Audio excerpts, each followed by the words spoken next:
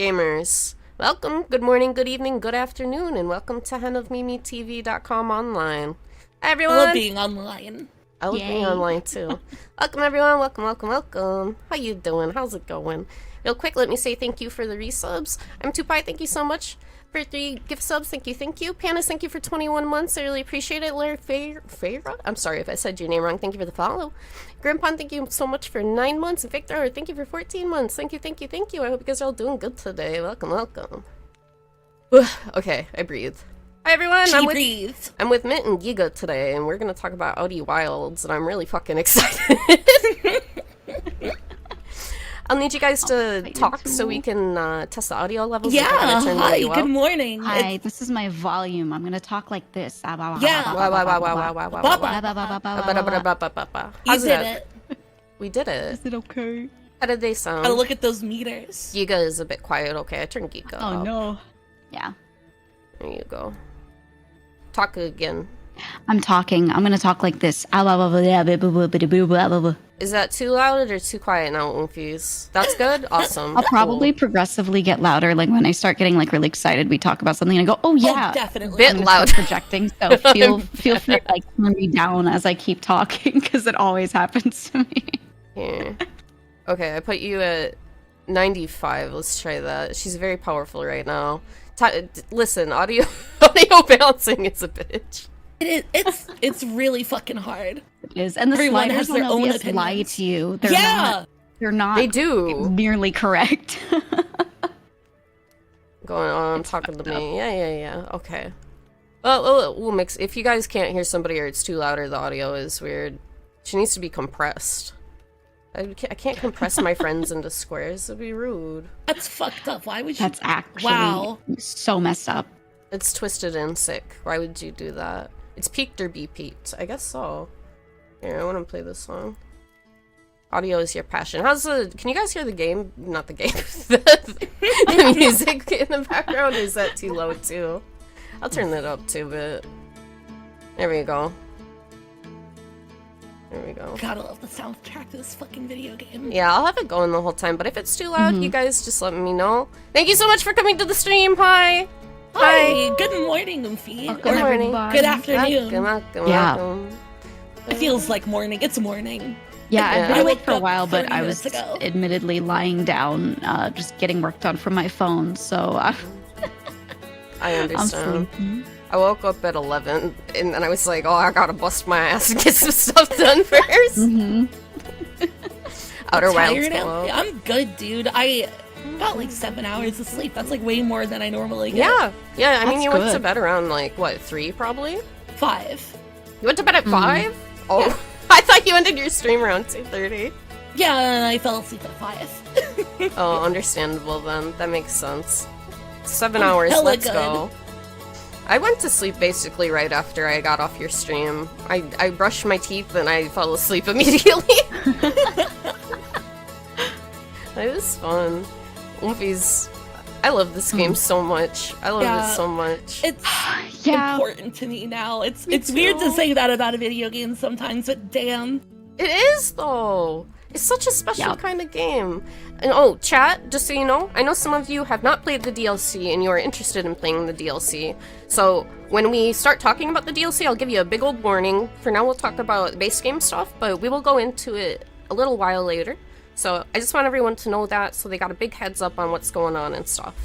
But this is a free-for-all. Perfectly reasonable. Yeah. This is a free-for-all, so if you haven't played Outer Wilds, you're interested in playing Outer Wilds, you should fuck off, as nicely as I can put it. But if you want to stick around and talk with us, please do. It'll be a good time. And I've been really looking forward to it because this is one of my favorite games of all time now, and I'm so delighted I got to stream this and share it with everybody.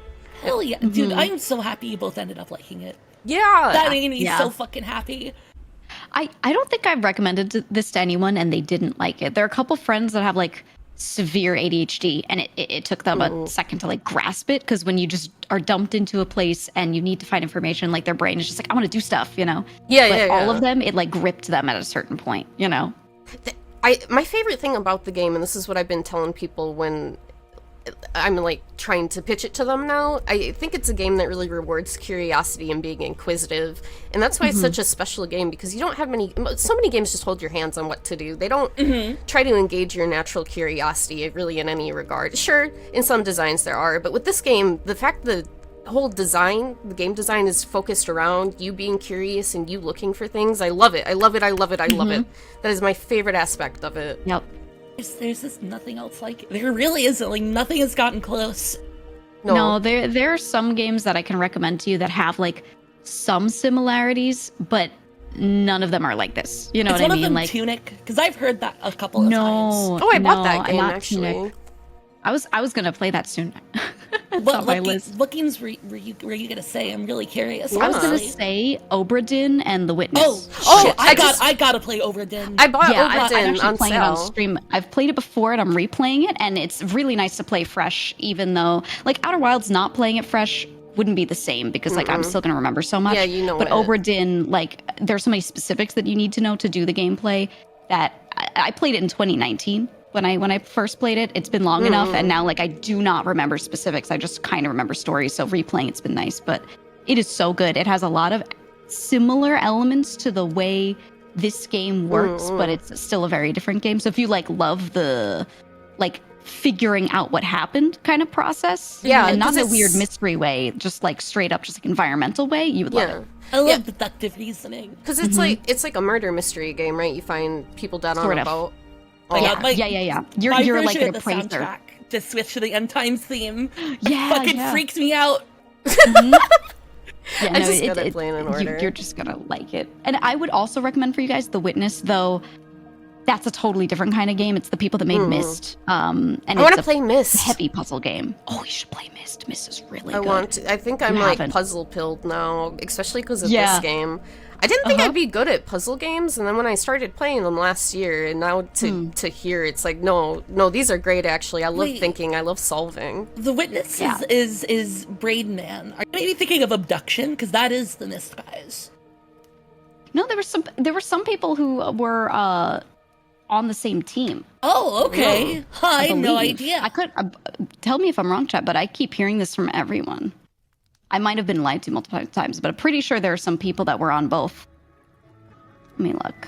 Witness But yeah, is either Myst, way, right? it has remnants of inspiration from that game. Oh, definitely. So, like, if you like that style of just walking around an environment, figuring out what's going on, all of that, it's going to have very similar elements. Although Witness is like straight up, just like you stand there and do a really complex puzzle. Like you sit down with like, you know, not quite a Rubik's Cube, but you know, like it's That like kind, that yeah, sort of thing. approaching that kind of thing that way. Well, I get I it. think that's like part of Outer Wilds' strength, though, is that it doesn't have explicit puzzles like that. You aren't ever sliding a tile Yeah. or pressing the right buttons. Well, except for like the very, very end, but that's different. You're just piecing Yeah. together the information. Yeah, making it's a full all picture of it. all knowledge. There's no upgrades. There's no shortcuts. It's just your brain.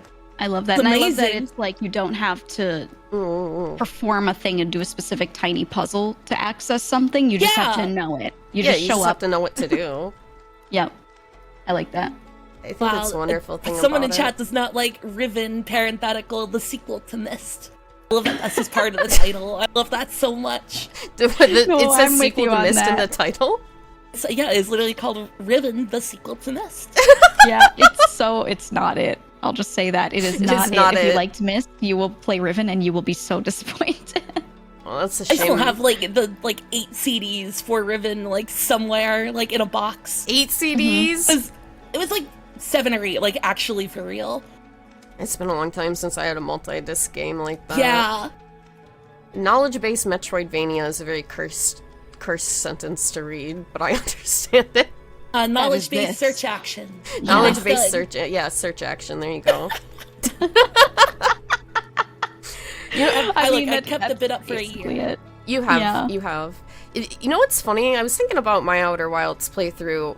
I guessed a bunch of shit right at the beginning I didn't think I would, and you know why? Like what? Like genuinely, I want to hear the example. Yeah. 'cause Well, I'm not 100% sure. The first thing I did was, it said the ghost matter will kill you, so in the tutorial area I jumped into the ghost matter and got the special ending where you died, because I didn't know that. So then, I thought the ghost matter was killing me for at least an hour or two because I didn't see the sun exploding. So I was like, I bet all that ghost shit is what killed the Nomai. I bet that's what it was. It was just the sun turning blue.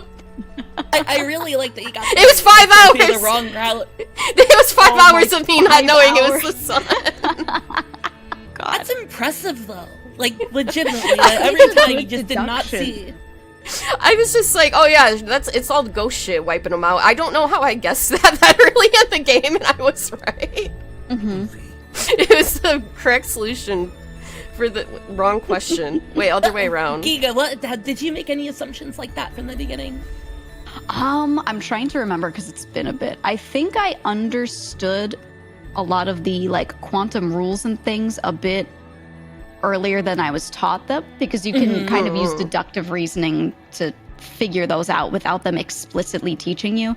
So there were, I think the stuff that I had assumed correctly was honestly like, it was that. I also someone said Geega guessed a lot of stuff. I think I completely understood where the writing was going, and I was like, they're all gone, we're finishing their quest. I bet the game's gonna end with us actually going into like finding the eye and like everything's, I was like, we're gonna end this cycle. We're gonna probably, I think I'd even guessed that we're gonna restart the universe because like the universe was dying. And I guessed it because I was like, well, it's all based off of tropes and themes, because all this game does is take themes and then expand upon them, and there's always a compounding version of that theme, right? Exactly. So the theme was you're in a time loop. You're in this 22-minute time loop, right? And you keep restarting. And I was like, I bet we're going to end the time loop and instead we're going to restart the whole universe because the universe is dying. And we haven't done that yet, but we keep restarting this little chunk of time. I was like, that's the compounded version of this. And that's how I guessed a lot of what would happen at the end.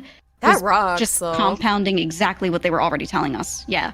I could like tell that was the type of writing they were doing. And I was like, oh shit, I think that's really cool. Like, I think that's what they're doing. So I always thought it was even more interesting, though, because I feel like a lot of the writing sets up, like, the idea that the sun exploding and the universe ending is science gone wrong. Like, they make it seem like they somebody really has do that with up. the sun. But it's just natural.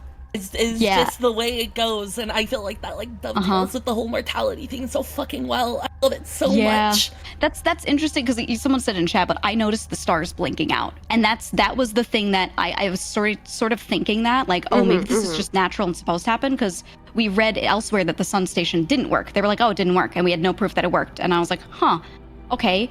And we don't see that anything happen to the sun station. It just gets consumed by the sun and for a while. And then there's several minutes before the sun explodes. It doesn't actually fire. So then I look around and I just see all the stars blinking out. And there's a point where, like, I was checking back through one of my VODs and I see myself doing this and I'm like, oh my God, all of them are dying. And I was like, I think we've just reached the end of the universe. And then I pointed back to, like, at the beginning when you're in the museum and they have a chart of the known universe and they're talking about how everything's expanding out. And I was like, they know this. So we're probably being hinted toward this is actually all naturally just ending. We're just there. And so, like, before I talked to Chert and realized that he starts, like, realizing that the stars are blinking out, Chert. I was like, oh shit, I think this is normal. Yeah, all the little buddies out in space, all of them. Did you guys go through all of his dialogue? Like, did you talk to him throughout a whole, like, loop? Yeah. Oh, yeah, absolutely. I think I did. That's like one of the coolest but, like, worst parts of I gave him in my opinion. I felt so bad. I gave him an existential crisis and I felt awful about it. It's fine, he won't remember it. I know, but I felt so bad about it. Yeah, but the good thing is, like, if you talk to him in, like, that very last, like, 30 seconds, that last minute, he freaks out before that, and then the last dialogue, he's just sitting there and he's like, would you say a time loop? That's kind of nice, actually. I'll think of that. Like, he resigns himself and you get, like, a little moment of closure, like, no, he's okay in that last second.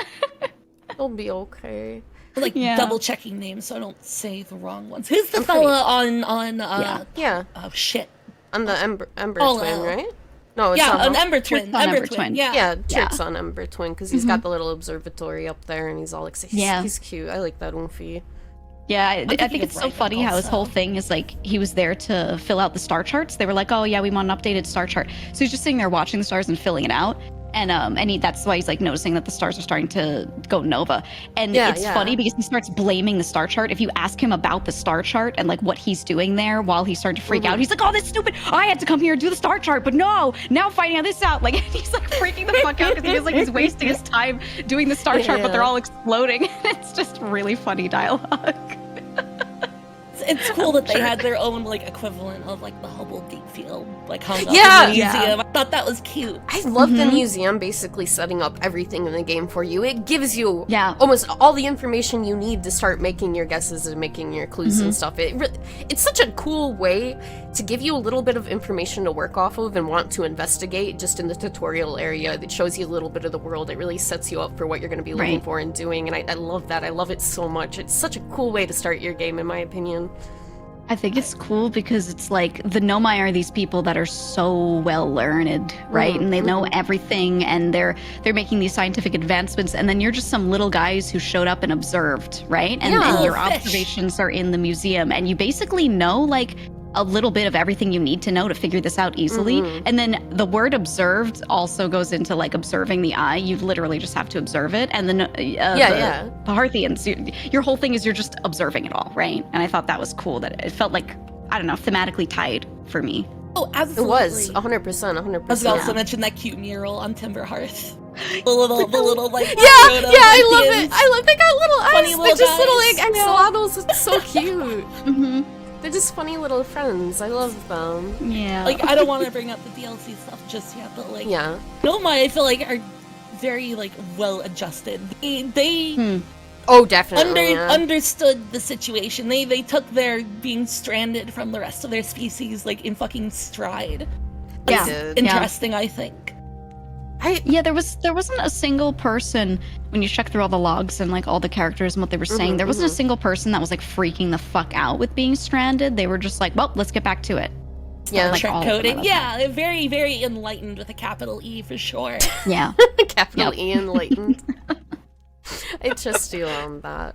But I just it's such a cute way they weave the narratives through all of these little bits you get when you're finding the puzzle pieces together and you're learning about the Nomai and what they went through. And some of the dialogue is so heartfelt. I still remember when one of the Nomai, I can't remember their names, they slipped my mind quite a bit because I'm bad with names. But there's a line that's like, I can't be me without you. And because one of their partner in the vessel, I think. Their partner was in the vessel and they weren't, and I'm pretty sure they left a message like that. I don't remember their names. I don't know if anyone else does. It wasn't Anona, right? No, Anona was the one that made the first warp core. Yes. But I can't remember who it was, but yeah. That message really, really got me. And I mean, they all talk like dorks. They talk like sweet little guys. Nerds. They just get back to what they're doing, but at the same time, there's such small moments of really human writing that just feel like you got hit in the head with a hammer. That's one of them that really got me. That particular line was Kosa. I love that. Like, usually I feel like reading text logs in a game can be kind of tedious, but I feel like the way they did it, like the way it was like conversational, like, and each like the branch of the conversation like spiraled out from the other, like on the wall and stuff. I thought it kept it moving. It kept the pace up really well, I think. They could have made it really easy to overload that little bit of info and make it way too much reading, but the way it's placed out, it's so bite-sized in a way where it's still giving you enough information to form connections with these characters you're reading about and find the kind of info you need to move on, but it's not overwhelming, you know? Man, this game is so wonderfully written. They communicate with forum friends on a whiteboard, they do. Yeah, that's the thing is like, did they only write or like, and that's why we're able to see their logs because they 100% communicated in writing, or were they able to vocalize in some way and they just like logged it all? You know, I have no idea. I didn't even consider that question. Because, I mean, even I feel like we would have Solonum- found more if that was how they 100% communicated, right? Yeah. They had to have had their own speech patterns because I do remember that Solonum says on the moon something about, I'm grateful you can understand me even if I can't understand you. So I feel like they had to have some kind of speech even if they mostly communicate with a lot of writing. With Solanum on the Quantum Moon. Quantum Moon is one of my favorite parts of the game. So sweet. It was so good. I have a question. Yeah. This is something I ended up doing. I opened back up the game and I did everything I was curious about doing that I hadn't like done on stream and just trying to get like endings, whatever. When you guys were on the Quantum Moon, you know how you look up and you see that like the suck, you know, that like the Eye of the Universe has? Did you try jumping into it from the moon? I did. Okay. I'm not sure if you did. Did you, Mint? Did you ever jump into it? What happens? If you jump into it, because you think you're basically looking at the eye, right? Yeah. If you jump into it, you immediately drop onto the Quantum Moon version that's Timber Hearth coated. Yep. And it puts you right on top of Solemnum. It drops you onto Solemnum's body on that version. Oh, wow. Yeah. That's such a moment. And I'm like, oh, I wish I did this on stream. It was something I remember looking up on stream being like, nope. Like, I was just like, nah, I'm not going up there. Because I wasn't thinking that I was literally going to be able to access it. I was like, I don't think I'll be able to make it out here. I don't know. I just like figured it wouldn't actually send me to the eye. Yeah. So I figured it would toss you jumping out somewhere weird, but I see a big giant hole. I think I gotta go jump into that if I did everything I needed to do here already. Right. I kept double checking. I'm like, am I done with everything else here? Can I go jump in the hole on my stream? I'm happy. I'm happy. Someone got. I think maybe it was me. I had to do the like fucked up time paradox ending in the high energy lab. It scared the shit out of me. That one was so cool. It's so funny. It's scary. It's so scary when everything starts cracking and turning blue. It scared the shit out of me. But it's such a neat thing. I had that one so wrong. I figured it out. Like I deduced like, oh, there are two. I didn't think it would make a paradox or anything. I didn't realize that was going to be an ending. I was just like, oh my god, can I duplicate this? Is that going to be fucked up? So I was trying to duplicate it, but I didn't power the lab. I like forgot about that little line where they're like, you can make this happen slower, you know, and extend the time if you power them more. So I was just doing it over and over, trying to like grab the thing out without powering it. So I was like doing it, but not doing it. Then when I finally got it, I was like, oh, yay. And I was just expecting to have duplicated it. And I thought it was going to be like the duplicate signal when you throw your scout into the bramble I thought it was just going to be like that. I was like, oh, cool.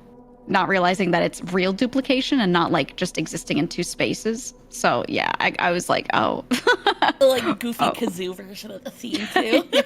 It's really good. It took me out when I heard it.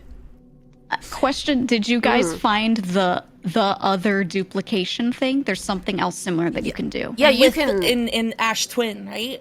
You can basically cause a time paradox, right? I didn't do that, but I did read about it. I wanted to do it. I haven't gotten to doing it yet. Yeah. I ended up doing that because off stream I was like just trying to end every cycle in a different spot because I was like, I bet there always seems to be cool things that happen right at the end. So let's see what happens. And I was like, well, I wonder how long I could live or last in the core here because, you know, the core is built out of that ore that's supposed to completely cover you from the nova and everything. And then that lives and then gets sent back in time. So I was like, oh, what if I'm in there? And I remember I was just looking at everything. I was standing near the masks and I was looking so that I could see one of the masks and that core. And I saw it turn into a black hole. And I was like, oh, can I go in? That's so cool. Whoa, really? So then, there's a very momentary, there's a black hole right on, because that's how it's sending it back, right? That core creates a black hole and sends all of that information back in time. And then it gets destroyed in its version of time. So I saw that and I was like, but we can go into black holes. So I go back and I did it, and that was how I found it. And I was like, oh my god. That's so If you haven't done it, you should do it. I'm not gonna just fucking do that. Yeah, I'm not gonna tell you what happens. Like you guys should just go do it. It's the coolest of like the different endings and everything. Oh, I gotta try it. Yeah, that's one I skipped. I want to try landing on the sun station too. I was really bad at doing that though. I want you to go for it. I felt so bad for you. Your first time at Sun Station, you were doing like that crossing between the two halves, and you just... I fucking hit debris and I fell into the sun. I watched Basil do it. Basil managed to do it, but he didn't find the right way to get in there. He just landed on there eventually and got himself in, and I was like, bro, I really hope you find the warp, because like... it would make a lot of things make a lot more sense. I want to still land on it, but my knowledge on orbital dynamics is not strong enough. And I'm going to teach you Kerbal Space Program. You will. Get ready. Teach me Kerbal Space Program, and I'm going to kill so many little green guys on accident. Oh, fuck yeah. They're going to die so much. Jeb is fucking done for. His name is Jeb? There is a Jeb. There's a Jeb. Oh, okay. Love Jebediah Kerman. Jebediah Kerman. Well, I'm trying It'll be fun. Because you haven't played a lot of games that have, like, what is the 6 directions, and it's got Newtonian physics and stuff, so, like, you move forward, you will continue to move unless you act in the opposite direction. I can see that being kind of unintuitive. Yeah, I mean, you had to tell me to use that sort of thing before. You had to tell me to use my up and down thrusters like 20 or 30 hours into the game. It's understandable. Like, you could definitely do 6 degrees of freedom. Yeah, like Descent and Descent 2. Those games are pretty okay. That makes sense. Yeah. It's interesting to see somebody who doesn't have I'm assuming you haven't played a shitload of boring space games like I have. It doesn't seem it. I think this is technically my first space game. I think it is, yeah. I've never played another space game. Well, shit. Okay. This is the first time a chicken has went to space. Todd, no, I'm not gonna fucking get tricked by Starfield. T-Salzy. I don't think Todd has played Outer Wilds either. No, if they won't have anybody even 1% as competent as the Outer Wilds writers working on that thing. Sorry, Bethesda.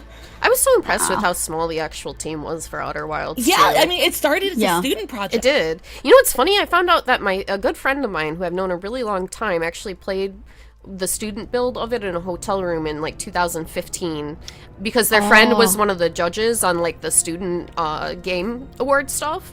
So he's like, this game is really cool and special, and brought it back to their hotel room to play it. And I saw it's so funny, I saw his name in the credits when it was showing all the backers for the original parter, and I was like, that's my friend! And I was soy jacking at my screen. And so I messaged him about it, and he told me that, and I was like, whoa! He was saying That's cool as hell. It was really interesting because all of the bones and the structure were there for the actual game. It was just the graphics were a bit more polished and better looking. I thought that was so sick. It was really interesting to hear. I linked you some footage of the game from 2012 too. Even older, and it's the midterm presentation at whatever. Where did it's USC, isn't it? Yeah, fucking USC. Here, I can put it on the screen. It's incredible what some good art direction and writing does to a game, because there's so many. I feel like there's so many devs. There's so many devs that can do pretty cool stuff with game mechanics. But oftentimes the people that are best at that stuff, they are not the ones for the other parts, the creative parts that are, writing and art based. Yeah. I'm getting the video on the screen, but I gotta crop this stuff. That's so cool to see. There we go. I'm really interested in the other stuff the writer has done. It really does seem like their one credit is Outer Wilds, which is crazy to me. I think she does. It was the original game designer's sister, I think, was the writer, if I'm remembering right. Something like that. I remember watching an interview with her, and one of the, or was it writing that I read something that she'd written about it? But either way, she was interviewed and she was talking about the biggest thing for her was trying to condense everything, trying to make these people speak in the way they would speak, which if they're big scientists like this, they probably just give you the needed bullet points and give you the most efficient words possible. But then also it makes it so that it's not so reading heavy, because they didn't want the writing was going to be great and it was going to be very nerdy. And they were we don't want you to have to read through a ton of this. We want you to read 5 sentences of this and be like, wow, that's so compacted and I get it, breaking into vignettes was the smartest thing they could have done by so much. Also, I was thinking about those text logs. It's good they aren't fucking BioShock System Shock text logs where it's I'm about to die, here's the door password or whatever. They're just conversation. It built out these cute little nerdy ass guys. Yeah. They are just little nerdy ass guys. They're so fucking nerdy. I like it because there's not a lot of there are a lot of really serious moments where you figure out what happened, where it gets very sad or tragic. Yeah. But a lot of the writing is not focused on that, and I'm glad, because I hate when games are just tragedy fests. Yeah, it's not. It's not. It's a game that, while it's dealing with really heavy topics, really realistic kind of pain they're experiencing, especially the Nomai, they kind of are survivors. They just keep pushing forward, and they don't dwell on it. Another detail I really like is they don't frame science as something that is destructive.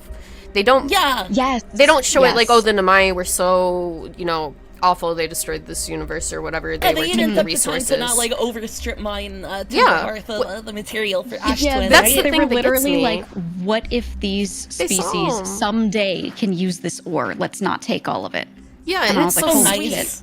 It's and so then we're 200,000 years later is when 280,000.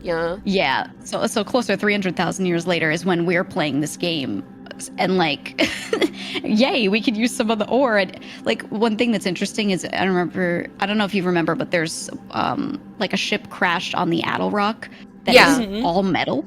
It's actually made of metal, which kind of goes to show that like they did figure out how to do everything they needed to do with metal, and then they were just like, we want something lighter, and they just used wood. I love a wood spaceship as a concept so much. It's really cute. It's really cute. Like, artistically, it's really adorable. But Campfire vibe. You can't help but feel like, oh, I'm gonna die in this wooden contraption. It's fine. I'm sure it. Wood can be hardened against vacuum. Sure. Oh, I'm sure. I loved the Nomai. I thought they were so fascinating to engage with, even though they've been dead for like so long. But it's just, well, this game makes me emotional. I lost my train of thought a little bit because I just was thinking about them too hard. No, you're fine. I felt personally validated because this is like the way my family is, especially like on my mom's side. Everyone's a big nerd.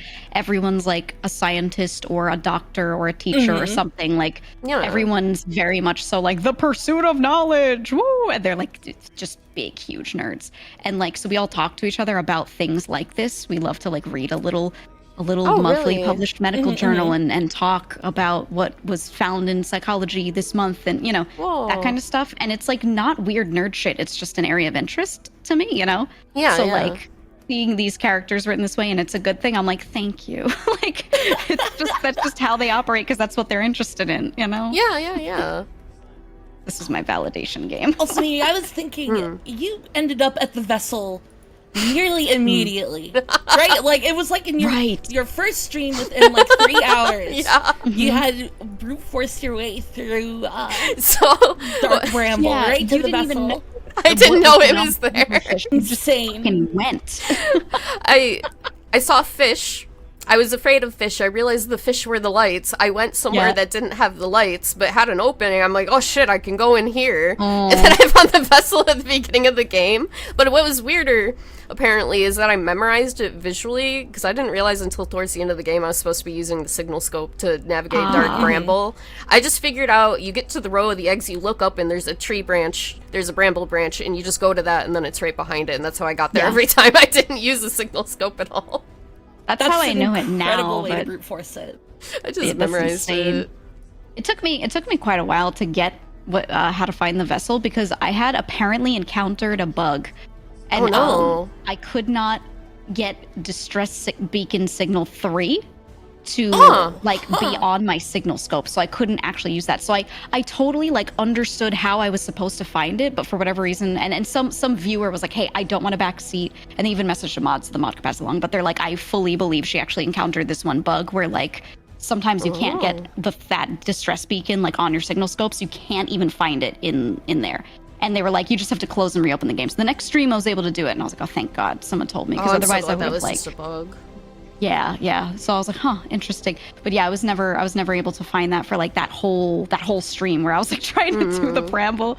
And I had my favorite thing about that set of streams was I had this one chatter that found me because I was playing Outer Wilds, and he loves Outer Wilds. He showed up, and he was interested in the game, but he didn't know what was going on. He wanted to watch a playthrough of it. And so he jumps in, and I'm like doing some stuff, and then within an hour of him showing up, I'm in the bramble, and he hated the bramble. And then every stream that I did of that game, he would show up and be like, hey guys, just got here. And it would always be when I got back to the bramble every time. And he'd be like, oh, for fuck's sake. Poor guy. Yeah, he became like this one character in my mind. Like, I just remember that because every time I played that game on stream, this dude would show up when I was in the bramble, and he'd be so upset. Oops, all bramble. Oops, all bramble.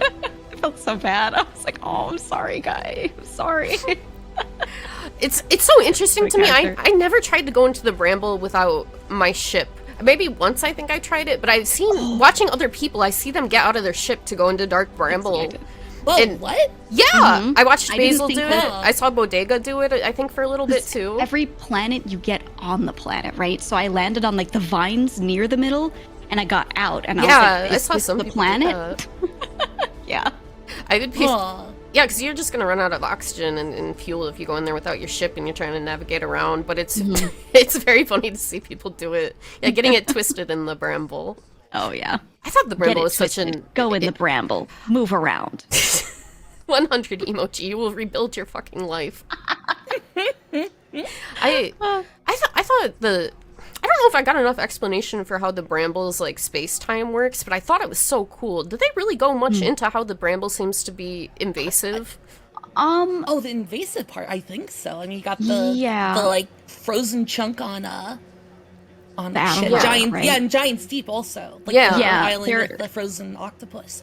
Yeah, Squid. the lore there Oh my is God, basically jellyfish. like jellyfish. Yeah, the lore is basically that it was like a frozen watery planet that had some. That's assuming how the anglerfish and the jellyfish existed over there. Yeah. Or in this solar system. So then a bramble seed somehow shows up next to that fifth planet, breaks it apart, and then it hails some of its ice out. So that's why that huge crater on the Addle Rock with all the ice in it is there. Oh. I thought those were ghost matter shards at first, and I was like, holy shit, they're huge, and then realized later it was bramble ice. And then, same thing. It was in a few other places, and that's why you have that that really cool jellyfish moment where you get to go into the test one, and you find like he's like, oh, you could be safe in the jellyfish and everything with this little note. That's so funny because I figured that out before I found those hints, but I didn't go far enough into the jellyfish and I got electrocuted and I was like, okay, this isn't the right way to do it. Because I saw they were going in and I'm like, okay, you just got to go inside it probably. Right. I think I tried to go into it with my ship too, though. I remember that in it. Yeah, I fucked it up a lot. Shut it down. Yeah, I fucked my ship up immediately. But then when I went and found the note and I just realized I had to go up in there without my suit, I was like, oh, okay. Yeah. Giant's It's Deep very is scary. scary. Oh, that going to the center of Giant's Deep is like the one part I just don't want to do again. Yeah, like It's pitch black and you're underwater and it's like storming, right? There's the electrical discharges going on. So it's like thunder, lightning-y. And there's some coral, but you'll never know what it looks like because it's so fucking dark. close your eyes.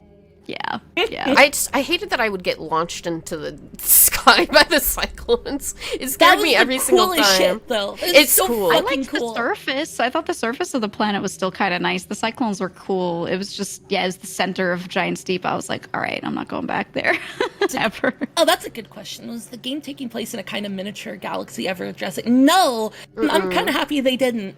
It's okay if planets are only 13 kilometers from each other. Oh, that they were tiny. I like that it was teeny tiny. It is teeny. I liked it. For little I guys. thought it made it like, first of all, the game couldn't have been that big. I don't think they would have had the time or budget to make it bigger. But then also, you get to play around with all those like slingshot kind of things more easily, right? Because it's so small, it doesn't take you that long to go around. You can slingshot yourself around the sun. It just makes sense. I got really good at slinging myself around the black hole in Brittle Hollow.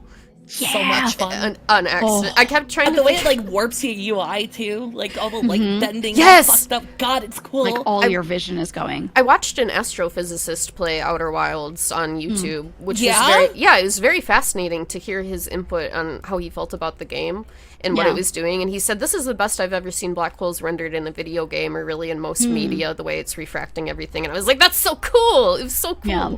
And he guessed a lot of plot stuff early on because it just it's using actual quantum mechanics and such. If you already know those, you can solve a lot of stuff in the game, which I thought was really fascinating because he figured stuff out so quickly with the quantum things.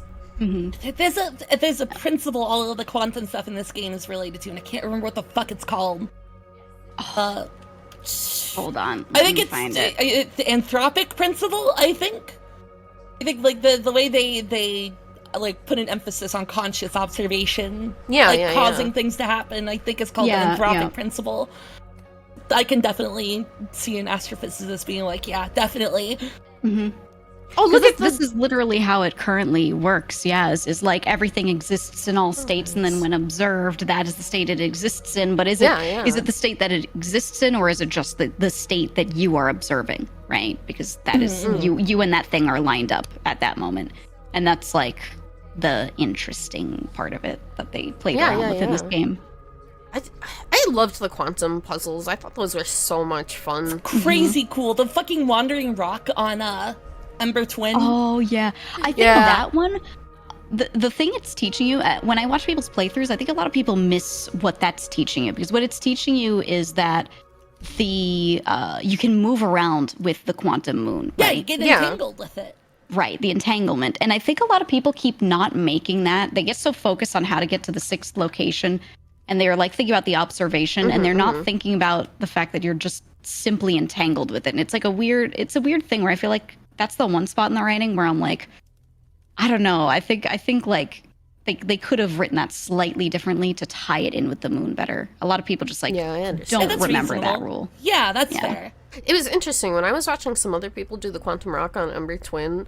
My first instinct was to jump directly on top of it to transport myself.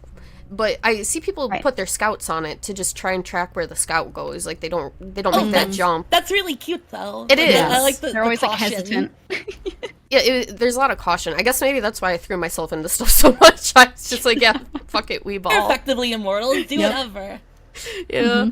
Well, what was I wanted to say something. Oh yeah, the moon. I guessed the solution on the quantum moon without having the Tower of Quantum shocking. Knowledge. But then someone pointed out saying something with the South Pole, and then my mind like moved on a different track, even though I guessed it right the first time, and I could have solved the quantum moon without everything. I was like, I landed. I'm like, so I need to get to the North Pole.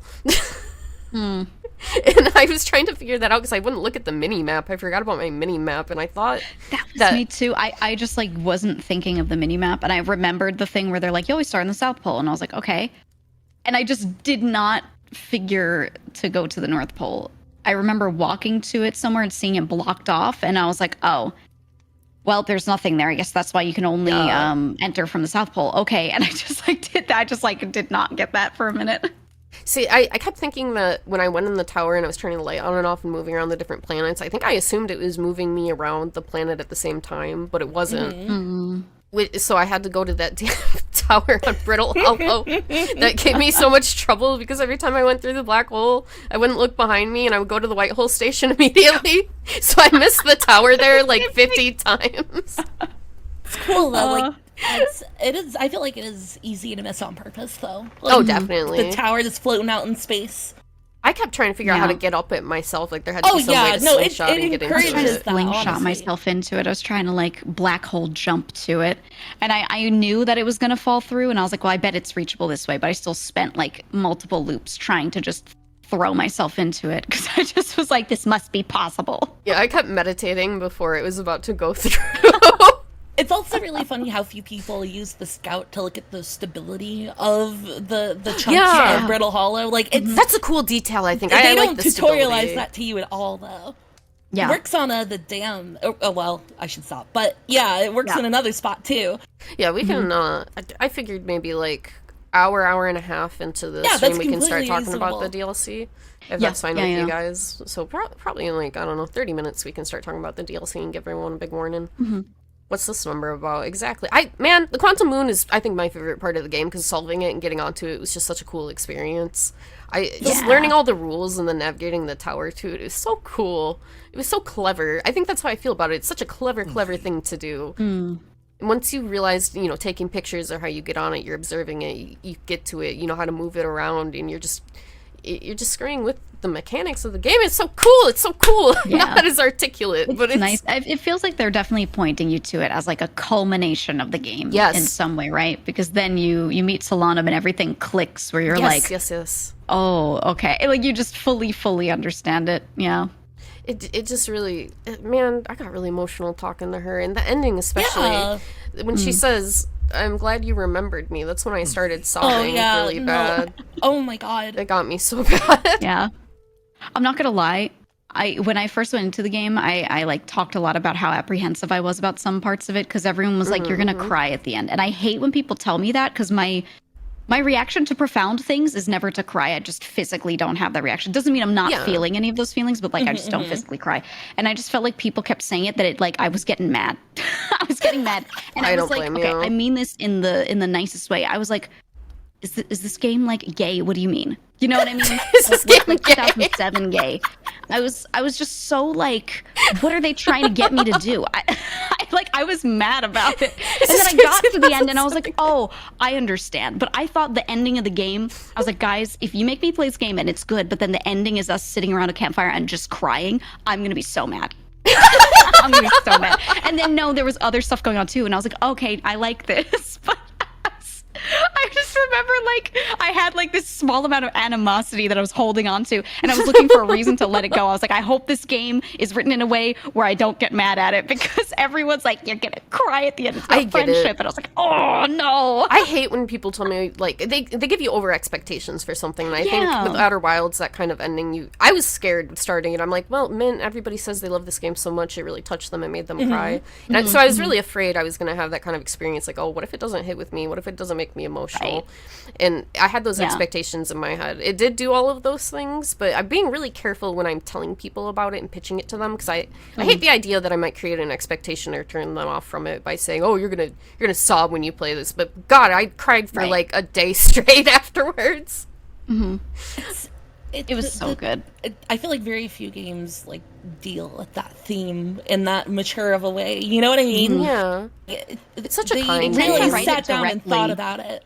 Right. Yeah. Like this game lets you experience it so you can feel those emotions, whereas other games literally write it for you, or they have another character portrayed dealing with it a specific way, so you feel like you have to deal with it that same exact way, which is like, you know, it's just very like spoon-fed to you, but this one was just like, no, here you go, react to it, you know? Although I will argue, there are things about the way the ending was done that I actually don't like at all. Oh, really? yeah? What is Go it? on. I would love to hear it. So you're doing all the quantum stuff, you're gathering everyone together. That was cool. That sequence was fine. When the campfire smoke starts turning into the endless possibilities, then you go into it and you see the Big Bang. Something about that part visually, I just didn't like. It is a bit odd, like you have to like jump into it. Yeah, the jumping into it thing, I felt like there should have been something else visually to guide you to jumping into that. I wasn't confused about it. I was like, oh, do I touch it? But it was a little weird. And then, because it was small and it didn't look very eye-like and possibility-like, like the Eye of the Universe. And then something about the way you experience the Big Bang. And there's like that one kind of music. Something about that little end sequence felt very like primitive and alpha game to me. And I don't know what it was. I just didn't like that part. Yeah, I can totally understand that. Like, I like the way it was written. I don't know. Visually, I was like, I wish they changed something. I feel like another so what you thing can do from the setting of that campfire, though, is the problem. Like, right, exactly. Yeah, I'm not mad at it. Settings. I thought it was such a sweet way to bring everybody together right at the end. Oh my god, yeah, of course. That sequence was so good. Yeah, and you're like spending time looking at what each person experienced too, and then it feels like you're bringing their experiences with you into creating the universe. You are exactly. Oh, I love that aspect of it so much. Yeah. I want to talk about the DLC, but I feel like we should get a little bit because I want to talk about the ending portion in the DLC. We could do some of the questions if they don't. Oh yeah, that is we could pull some of those so we can like keep ourselves from accidentally talking about wandering over there. Yeah, here, let me open them up. Thank you guys, everyone who sent something too. It was it was fun to look through, and I'm enjoying the fact that I gotta engage you guys that way because you sent some really good questions. So and also a Simpsons bit. The Simpsons bit. Okay, done. Google Forms. I know I sent you guys the pictures, but I'll just open it up on my PC. Okay. Yeah. Alrighty. If there's one you guys want to bring up, because I sent all the pictures too, feel free if there's a particular one that pops out at you. This one's a DLC question. What is the craziest or most memorable moment in your guys' playthroughs? Can be base game or DLC. That's a good question. God, it's been a while since you two played this a lot more recently than I did. Yeah. Even that's fair. It's been a bit. I think my favorite moment, or the one that was like the biggest, just felt the biggest for me, was when you're in the sun station and you're reading all of the readings that the sun station is actively taking in, and that clues you into the sun reaching the end of its natural life cycle. And you're like, and you also realize, and then very similarly also when you find the coordinates and you're realizing how many times the probe has been sent and the kind of the purpose of the time loop, those two things together, those two like moments where they just give you all of what's going on in the form of just looking at readings that they never got to look at. That's my favorite. That was the biggest for me. Do you have 1 minute? I'm trying to think of mine because there was a lot of crazy ass henemimi Outer Wilds moments in history. I'm trying to think, like, my brain for craziest moment went to whenever like the physics totally fucked up in a wild way or whatever, rather than like narrative reveal. Yeah, I understand that. Mm-hmm. That was Really, fun. I'm struggling. I feel like I had a lot of them were in clips already, but I think the funniest thing to me is that I guessed the ghost matter killing old Nomai way earlier in the game with no information. I really don't know how I did that. I apparently at some point guessed the interloper did it too before I got on there. I have no idea how I did those things. But honestly, I do think the Quantum Moon was probably one of the things that hit me the hardest, because it was the culmination of all this knowledge you've gained through the game. So when you actually figure out how to get there and you see Solemnum, that just really hit me. And I mentioned that a little bit ago, but I think if I had actually choose one that's not Looney Tunes dying in very comical ways constantly, it's definitely that one. I'm trying so hard. Did you think the Quantum Moon, you were like at endgame when you were there? I did think it was the end of the game. I was like, oh, I solved it, I can get on the moon. And then when you realize that's just information. Right. What was your feeling when you got off the Quantum Moon and realized that you just found information and that was it? I was a little baffled. I remember being a little surprised because I was like, I definitely thought that was end game. And I guess a lot of people feel that it's end game because it does feel like something you're overcoming to get to. But then I was like, oh god, what do I do now? What do I have to look for? It is a red herring, I think, but it's an effective red herring because you still get so much cool information by going there. I think the game is like, I feel like red herrings may be a little harsh of a description. But yeah, like, they breadcrumb you in really interesting ways, I think. Oh yeah, this happened to me one time with the black hole in the knowledge tower. I got sucked into the black hole while I was close enough to my ship, but my ship had been smashed to pieces. You know how it automatically makes you sit down if you're in your ship? Well, at least if you get transported instantly with your ship and it's broken and you sit down, your helmet goes off and then you suffocate and die. So my tower had just went through the station with me in the ship and I could have gotten it and I just died. I suffocated and died because my ship was broken. Oh god. I didn't think of that. I didn't even think of that possibility. Oh my god. My ship was fine, but the hatch was open. It could do that? Oh, huh. Yeah, wait, what? It can? Apparently, it can do that. Huh. I teleported in there, I see. I had a lot of Looney Tunes death. I got, like, a death compilation video, and it was really funny. I ported into the ship without using the entrance. Oh, so it stayed open. Oh, okay. You ever just sit in your truck and die? That's funny. Yeah.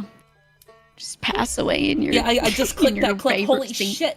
Yeah, it was crazy. They're booking it, dude. Oh, wow. Oh, Going for it. This is an interesting topic question. Not sure how much experience each of you has with reading science fiction, but I'm curious how the morals and the story in this compare to typical science fiction writings. I don't have a ton of a science fiction reading background, so I was actually interested to hear your guys' opinions on that one. Because I'm not science fiction. Yeah, no, me too. Hit me with it. I want to hear. Go for a minute. See, I feel like it is fluffy and warm in a way a lot of sci-fi isn't. Yeah. You know what I mean? Like, it is Yes, cottagecore sci-fi, which is kind of a rare thing in of itself. But like, I feel like a lot of sci-fi is just retelling the same story or the same theme, but with like different set dressing, I guess. It feels a little... I get it. It feels like a negative thing to say, but it really is. Sci-fi is just, Yeah. Figuring out the problems of today, projected onto a different world, right? That's exactly it. And, let me think. I'm trying to think of, like, any book that I've read that's like, close to it theme-wise.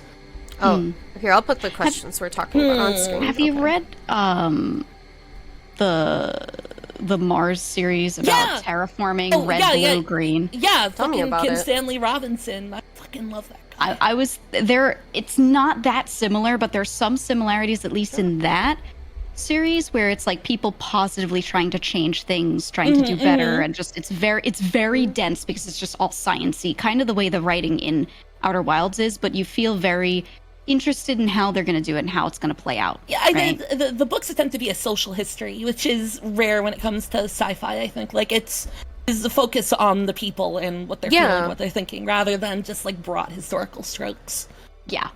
That makes sense. Yeah, I think for me, I love sci-fi. I love sci-fi, but a lot of a lot of sci-fi is one of a few things. Either one, it's some dude's like circle jerk about how he and his friends would be so much cooler and smarter than everyone else.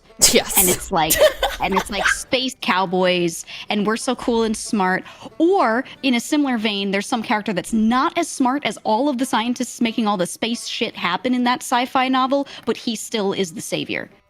Right? And that's like, this happens all the time in other fiction too, but sci-fi always takes these characters that would never be in these situations because they just like do not have the knowledge to pilot that thing.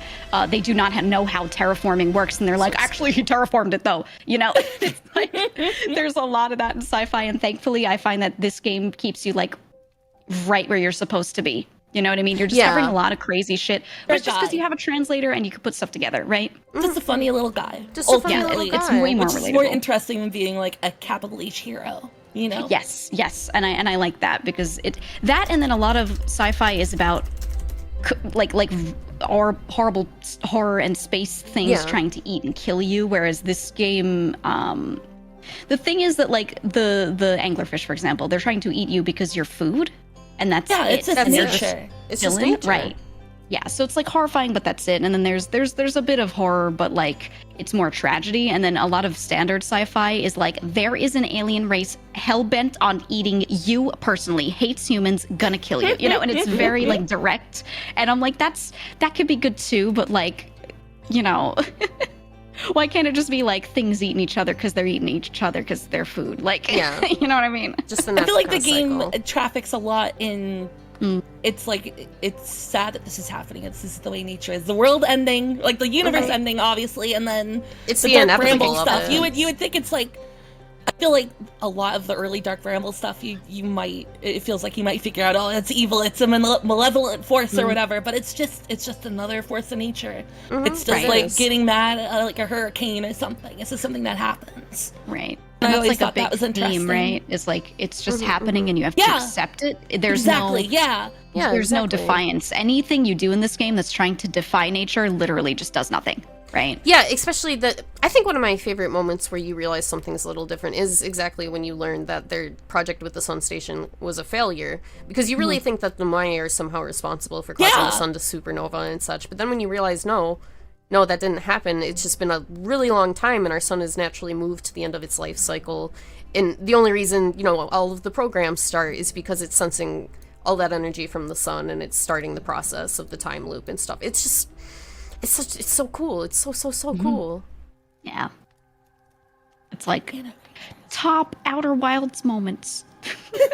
Figuring out the sun is dying naturally. It is. Okay, what else do we got here? I think it's a really kind game, and that's. Definitely. I've interacted with science fiction. Maybe I haven't read much, but I'm like. I like anime, I like movies, I've seen a decent amount of that kind of thing, and it really is set apart by the fact it's such a kind piece of media.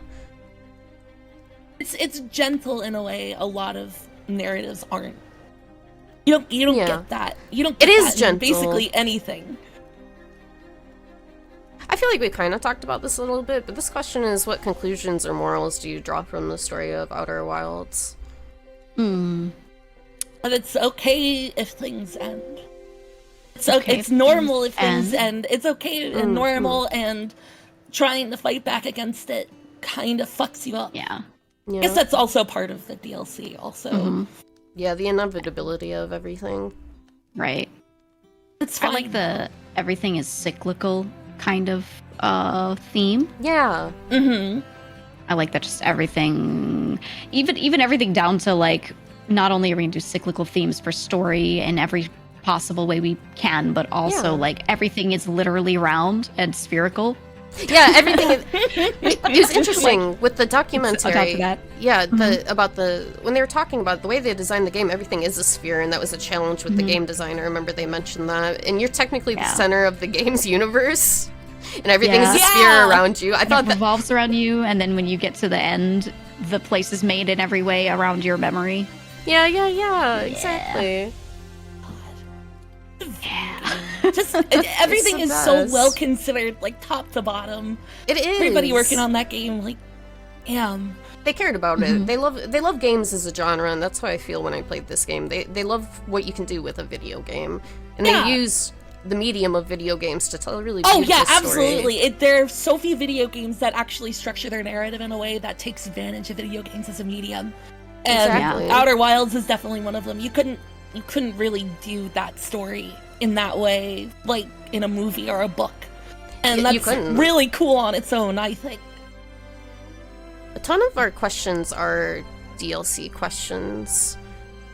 Well, here's one. The DLC is kind of A incredible. good number, yeah. Yeah, there's a lot to chew on with it. Someone said there's a feeling of nostalgia I get from Outer Wilds. I'm not sure what it's actually for. Did any of you get that feeling? Yeah, It's supposed to make you feel homey and safe, I feel like. It's the music and like the sound design and the specifically, I think the main thing is you feel safe in your little ship, and then you're exploring a place that does not feel safe when you first get there, right? And you're first in space, you have no idea what anything is, but you're in your little ship. Yeah, you have. And then that as you visit each planet, you gain familiarity for it. And like anything like that, anything with those sorts of themes, you're gonna feel like so incredibly safe every time you're in your ship, more than ever before. And I think that just like purposefully builds that nostalgia.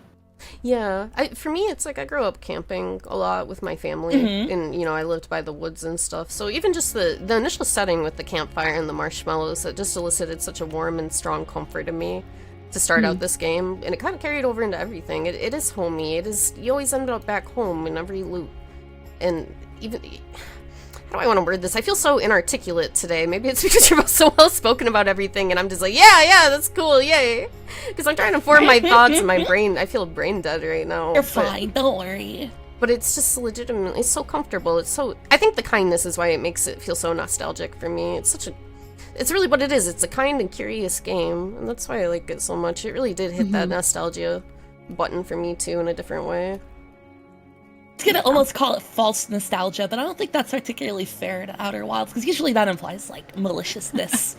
But it's not. You do genuinely become nostalgic for the game, but it's absolutely built up for you in the beginning. Exactly. There's like locations I really miss quite a bit. What are your guys' favorite planet, actually? What was your favorite to explore?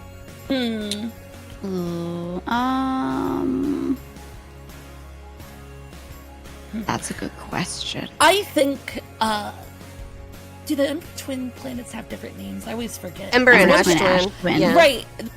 Which one's the one that has like the sunless city?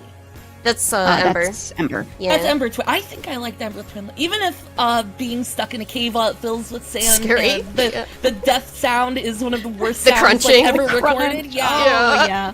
I really, really like that area. Like, because it was less of like a living hell and like the hanging city. I feel like they were really fucked up on Brittle Hollow. They were fucked up. They were more comfortable and safe on Ember Twin, and there's just like a lot more. It felt more like a home rather than like an outpost. So it was more fun to explore, I think. Like, you even have like the little bit about the anglerfish cave and kids playing around in it and stuff. I don't think there's anything like that on Brittle Hollow. They have the easiest time existing down there versus the people in Brittle Hollow were fucked up. The other escape pod didn't even make it, so it's like that was the one settlement where you actually got to see them like get to do shit. When you're like fucking going through Dark Bramble and like there's like that cluster of dead nomai. And they're hugging. Oh, it's so sad. Oh my god. So sad. The three of them together and like when you go around the back, yeah. When I noticed that two of them were hugging, it just destroyed me. My favorite planet to explore actually was Brittle Hollow, though. I really liked going through Brittle Hollow, even though it was probably the most confusing in terms of puzzles. There was so much to do on it, and I thought it was visually really pretty, even though it was terrifying that the planet is falling on you and going to crush you. It's just the black hole being at the center, everything falling with the crust, the way they had their cities like hung up and stuff. I thought it was really cool. It's a nightmare to navigate, but it was my favorite, I think. Yeah. No, I definitely enjoyed it so much. I liked Brittle Hollow. Timberhearth was my favorite, straight up, just because it was pretty. I like foresty vibes and everything. It was just a little earth, and I was like, yeah, this is great. I liked the characters that were on it, even though you like don't really have too much reason to go back and talk to them. I was just like, yeah, I like this planet, and I wish they added more reason to go back and like more changing things on Timberhearth. That's my only regret with that game is like, I feel like you basically just every loop you get in your ship and you leave and you don't talk to anyone after like that first time getting through everything. So I kind of totally. Yeah, I wish as you discovered stuff there was more dialogue, like how on the second loop ever, you know, the dude at the campfires, like you could talk to him and be like, "Are you where we're in a time loop?" You know, and like do that whole thing. Yeah, I wish there was something more progressive that you would get in like the museum or something, like dialogue would change, or you know, you discover these things in Giant Steep, you could go talk to someone about it. Like just a little more flavor would have been good. The way like the museum is at the end is so nice too. Like, I loved like, that. Everything should be the past tense and like the anglerfish will not be missed. Yeah, oh poor anglerfish. They're just guys. They're living there, doing their best. the way all of the flavor text changed on the museum at the end of the game was really just.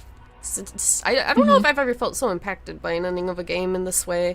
I've definitely been impacted by video games and their ends, but there's just something so special about this game and how you take a journey through it. It is about the journey. Exactly. Yeah. Oh, I think maybe that was sort of the thing that gave me like what I wanted was I was hoping for more changing stuff on Timberhearth, but then putting that at the end in the museum was kind of what I wanted, so it's still good. Did it take you guys a while to figure out that you could explore on Timberhearth, like underground in the geysers and stuff? I kind of fell into it. I did that like first. What I did was I explored a lot of Timberhearth at first, doing a lot of stuff. I went into the 0G caves and I did like all the main cave stuff without going through like the extra waterways. And then I went to the Addle Rock and then died in my ship, so I didn't see the sun explode. I died in my ship and I was just like, what the hell was that? And then woke up. And then immediately I was just like, well, let me check the rest of Timberhearth. And I went into the waterways and like found all the stuff underground and everything. I was like, oh, interesting. So that was like my first. The geysers are really cool. Just like hopping into them and getting like dragged along and stuff. I got killed by gravity so much. You know, fucking the Interloper is actually really cool. I think the way like the ice melts as it reaches its perihelion. Is the word right? Is that the right word? Closest to the sun. I would believe you if you told me it was. And I don't remember, did that stuff in the core that had the ghost matter, did that crack and open because they were in it while it was near the sun and it just happened to finally get close enough to the sun because it was its first time? I think so, yeah. Is that why? It was the second they went in. I don't think it's because they touched it. I think it is probably because it opened up when they got near the sun with the way it melted.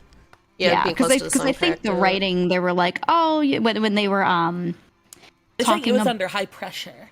Yeah, something like that. But I think it was the first time it had ever gotten close to the sun because there was like other writing when they found out that the sun station did not work and could not blow up the sun. Like, what do we do now? And they were like, oh, you should go check out this thing that just entered our, there's a new comet. New comet just dropped.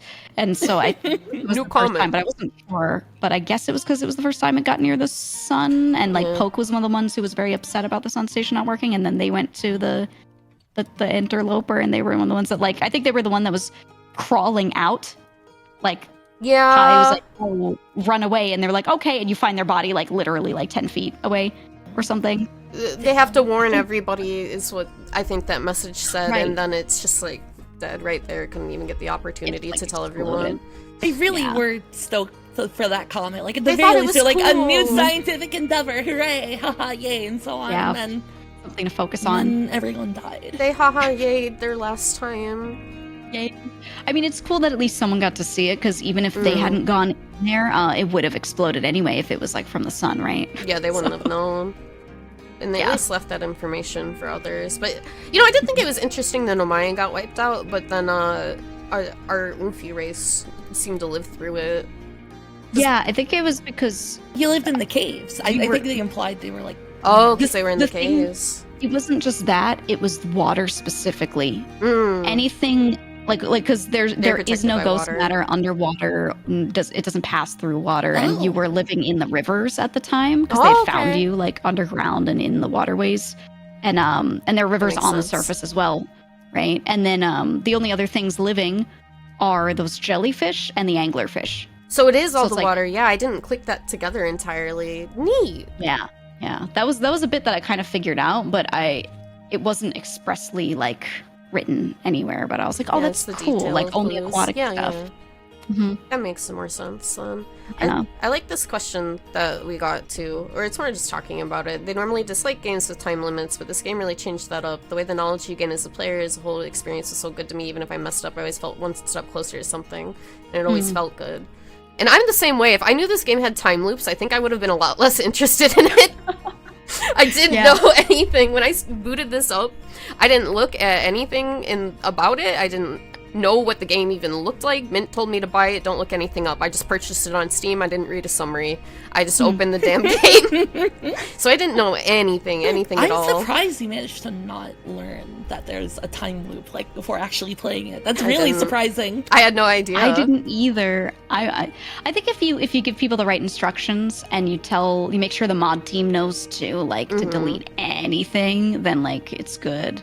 I don't know. How did you guys do streaming it with like people potentially spoiling? Because what I did was I had a Post-it physically stuck to my monitor where my chat would be, and it covered the bottom like 4 or 5 messages of chat. So that way, if someone said something and a mod needed a couple seconds to delete it before I saw it, they could. And then if I saw something with a strike through, like I just wouldn't read it. They're doing it right now. I used an ASCII to move it up in my chat. Oh, the corn dog. I had them corn dog it. And it was really useful, honestly. That's good. Because then my mod would have a second to react. Because I'm a reactive streamer. I usually read my chat pretty quickly, so I see spoilers immediately. So it was basically chat holding the line for me by corn dogging it up. And I was really appreciative because there's pretty much no spoilers. We had one person kind of mention something at one point, but it's so inconsequential. I don't even know exactly what it was anymore. I think I just banned them for it.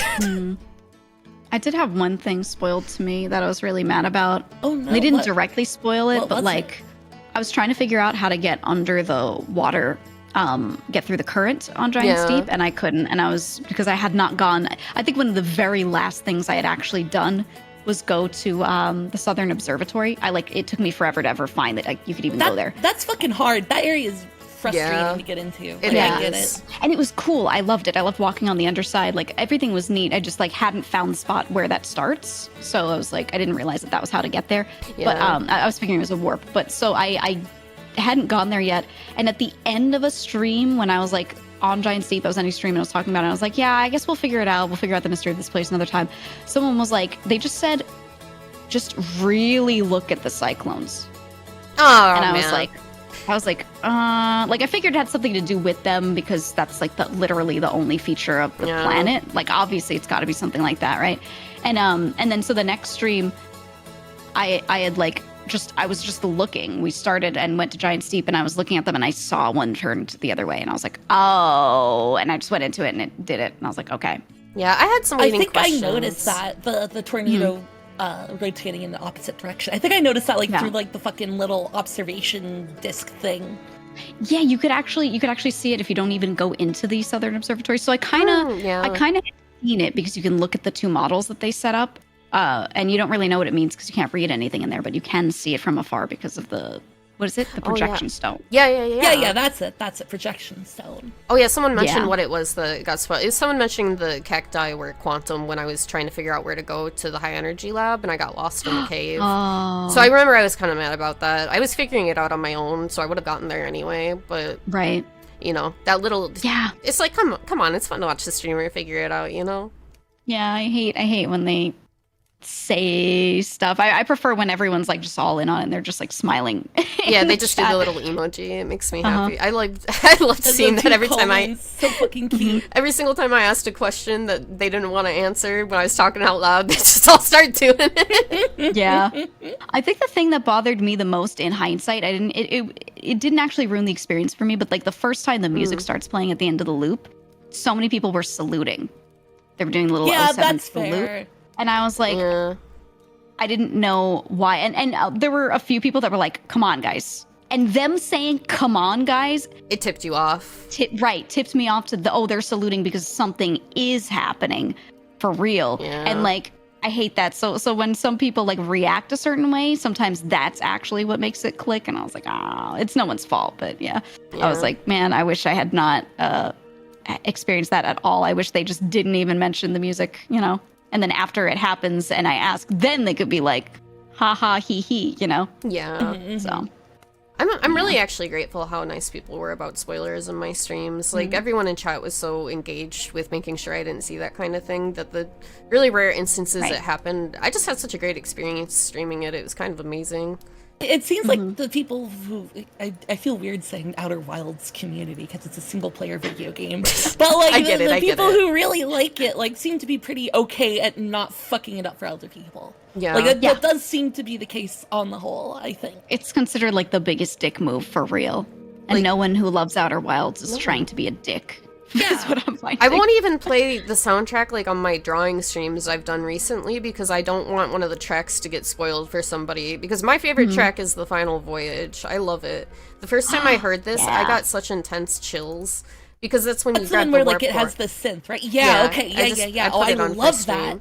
When this starts playing, like after you take the warp core out of Ash Twin and you start going to Dark Bramble, I got such chills. I felt like it felt so dire, so important. Like you had to do this. This was your last thing you had to do, and that's such a hard thing to convey with a track you've already been using in the game, and you're changing the mood entirely with these little. The way I have it playing right now, and I'm like, I got chills again from it. I just love it so much.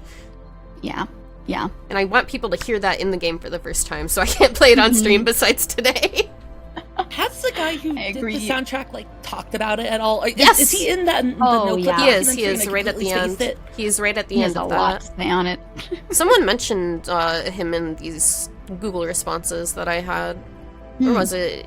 The composer Angel Prahol released 7 new tracks for the game after it released. Reprise is a single track that released with the DLC, and then Echoes of the Eye is a 6-track EP. Oh yeah, and they gave us the links for it too. Yeah, I've listened to that. Well, shit, I didn't know that. That's cool. I want to get this game soundtrack on record so bad. Oh, they printed it on record, bad. Right? Yeah, but I think it needs a repress. I think. Oh, probably. That would make sense. Did you guys ever do? Did you at any point end one of the loops really far away from the sun and listen to everyone with the signal scope? Yes, while I did. Happening? I did. You had that moment. Good. Yeah, that was one. I did it because I thought that there was going to be something to see or knowledge to gain from following the probe. So there's one time that the probe shot like right past me, right past Timberhearth, and I was like, I'm gonna follow it, and I just like ran to the ship and followed it, and I like matched velocity. And if I like checked the map, I was so fucking far off the map, and I was just like, I got out and I was looking at it, and I realized that there was nothing, and I was like, oh, there is nothing to be gained from being in here. But I was so far out that I was like, I'm just gonna end the loop here and see what happens. And I listened, and I heard like all of the instruments dying out from like proximity, and I was like, oh god, you know, like that order. And then once they were gone, everyone sitting in chat is like crying. They're like, no, you know, everyone's in tears.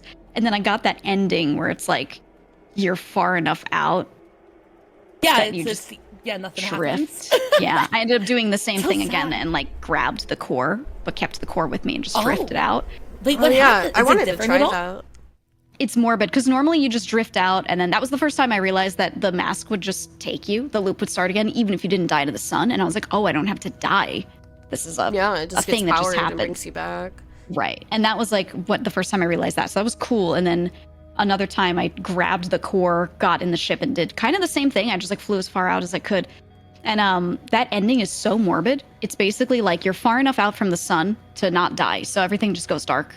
And it's like that for like a solid minute. And you're just in the ship. The only thing you have is the lights in the ship. And you're just like, oh God. And then it just fades. And the text is just like, you drift on until your supplies run out. Like it's basically it. Like there's weirdly nothing morbid considering. Like, the game deals with death constantly. That's somehow more morbid than all of it. Yeah. Oh, definitely. I mean, because you're resigning yourself to a certain type of fate, taking the warp core out and just drifting into space. Yeah, which is like one thing you could choose to do if you wanted to. Like if the main character like didn't understand how everything went and decided to move that warp core, he would just like absolutely doom everything. Yeah, exactly. Yeah. You know, it is at 2:30, so we could start talking about the DLC. Okay, and if you guys need a break at any time too, let me know. We can go on BRB whenever you guys need it. I'm just gonna grab another drink. I have iced go tea for waiting it. for me in the fridge. No, go for I'll it. be right back. Like, it's literally behind me. Yeah, There she goes. We'll start talking about the DLC because there's a lot I want to discuss with the DLC. So this will be your warning. I will fix it on the stream overlay. Yeah, we'll be able to talk about the DLC. I'm sorry, I feel a little bad because I would like everyone to keep hanging out and stuff. If you guys can't anymore, I'm sorry. But I also really want to talk about the DLC because it's really cool. It's incredible DLC. Like, I can't wait to. I I'm loved back it already. So you fucking sprinted to your fridge, dude. It's like, it's not far from me. I want to find the text from that ending that I was just talking about. Because now I'm like, I want to get it right. Alright, I gave everyone a big warning that we can talk about the DLC now. So if you guys have not played the DLC, it's a decent amount of time. It's not long. I guess it depends how long you take, but it's a chunk of time. You should go play it instead of watching the stream. Gotta open your third eye for that thing. It doesn't matter do. how long it takes you to. It's incredible. Okay, we're okay to say it now. I don't want to, like, ruin it for anyone. Are we good? Yeah.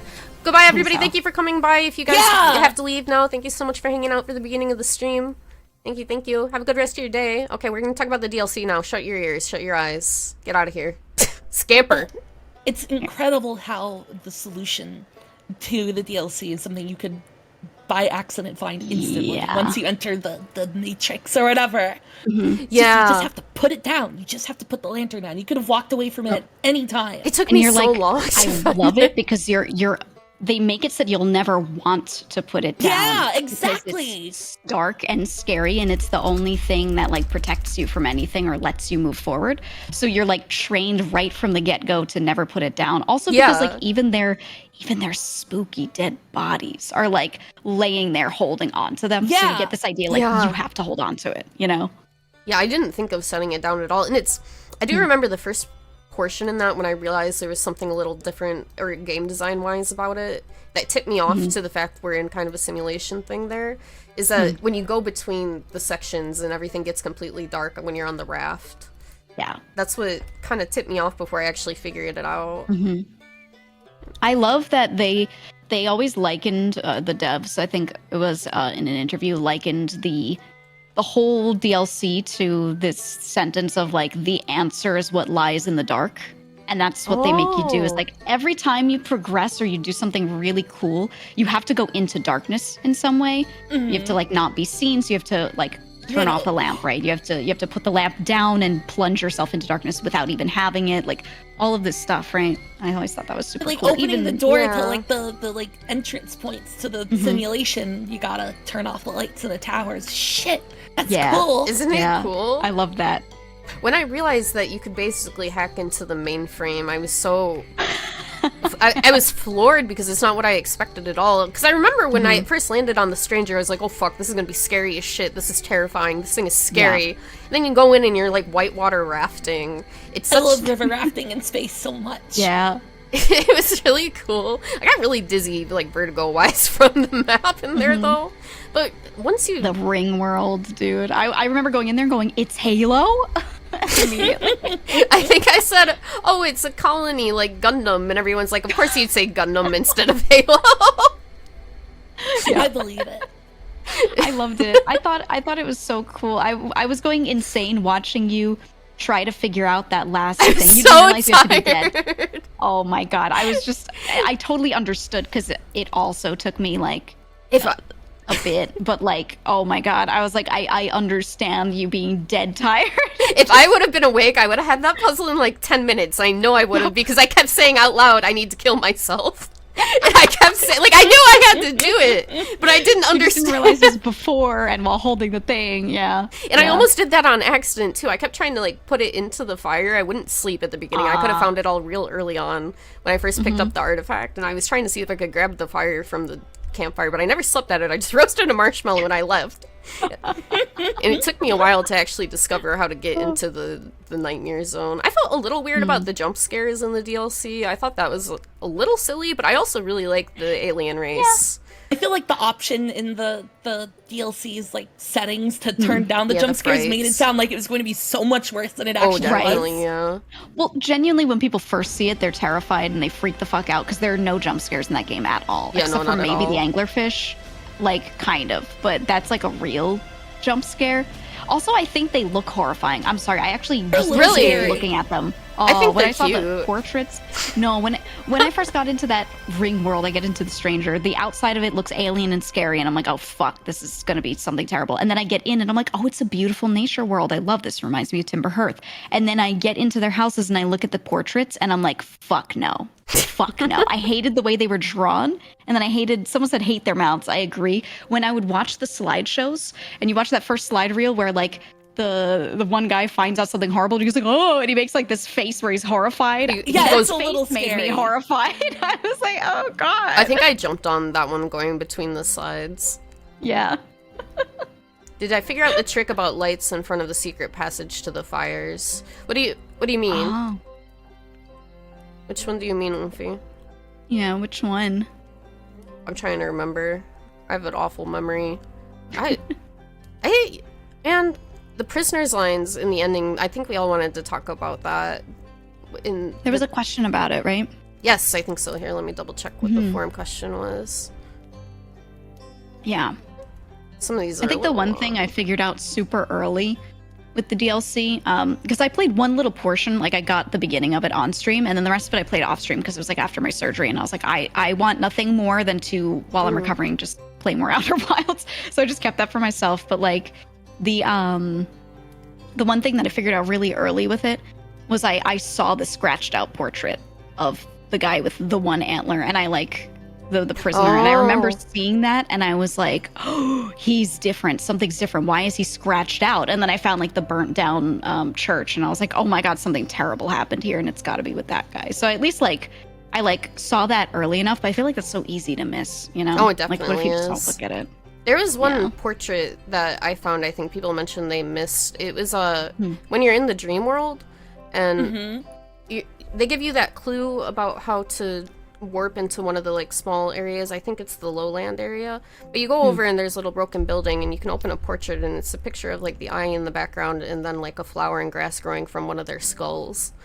And oh yeah, because I think it's like the last slide in that vision that they were supposed to be shown that they like didn't see or ignored. Like they saw the part where their skulls like were there, so they're like, oh no, we're dying. And I think the prisoner saw that because it was in his house, so he was aware that was his like house. Oh, okay. yeah, his house that. was burnt.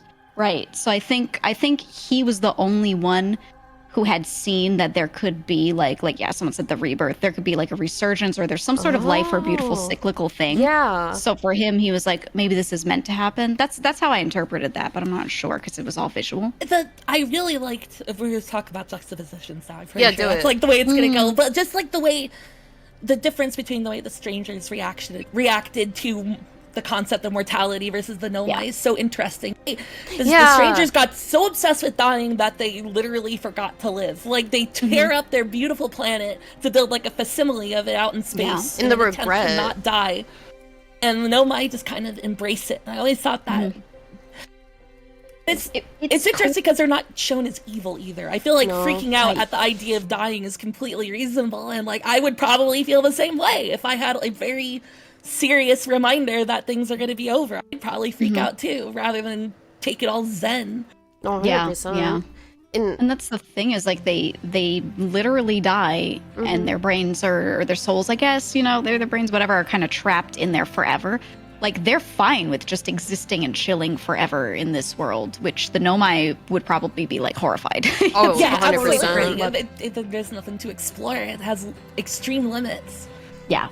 And even then, it's like I thought that was such a cool way to tie the DLC in with the main game, is the fact that they're responsible for the eye signal stopping at one point, and then briefly blipping open, which led the nomai there, and then it goes away again. Like, I wouldn't have thought of adding something like that in for the DLC, but it just slots so perfectly into the story. It's like it was there the entire time. Exactly. It's incredible. it's such a cool detail, and I am kind of glad that I ended up doing the DLC before beating the main game, because I was still able to theorize about stuff that was going on. I didn't have my answers 100% yet.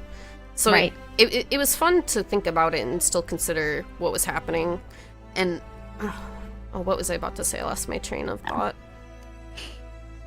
What was I about to say? I lost my train of thought. I think I'm fine.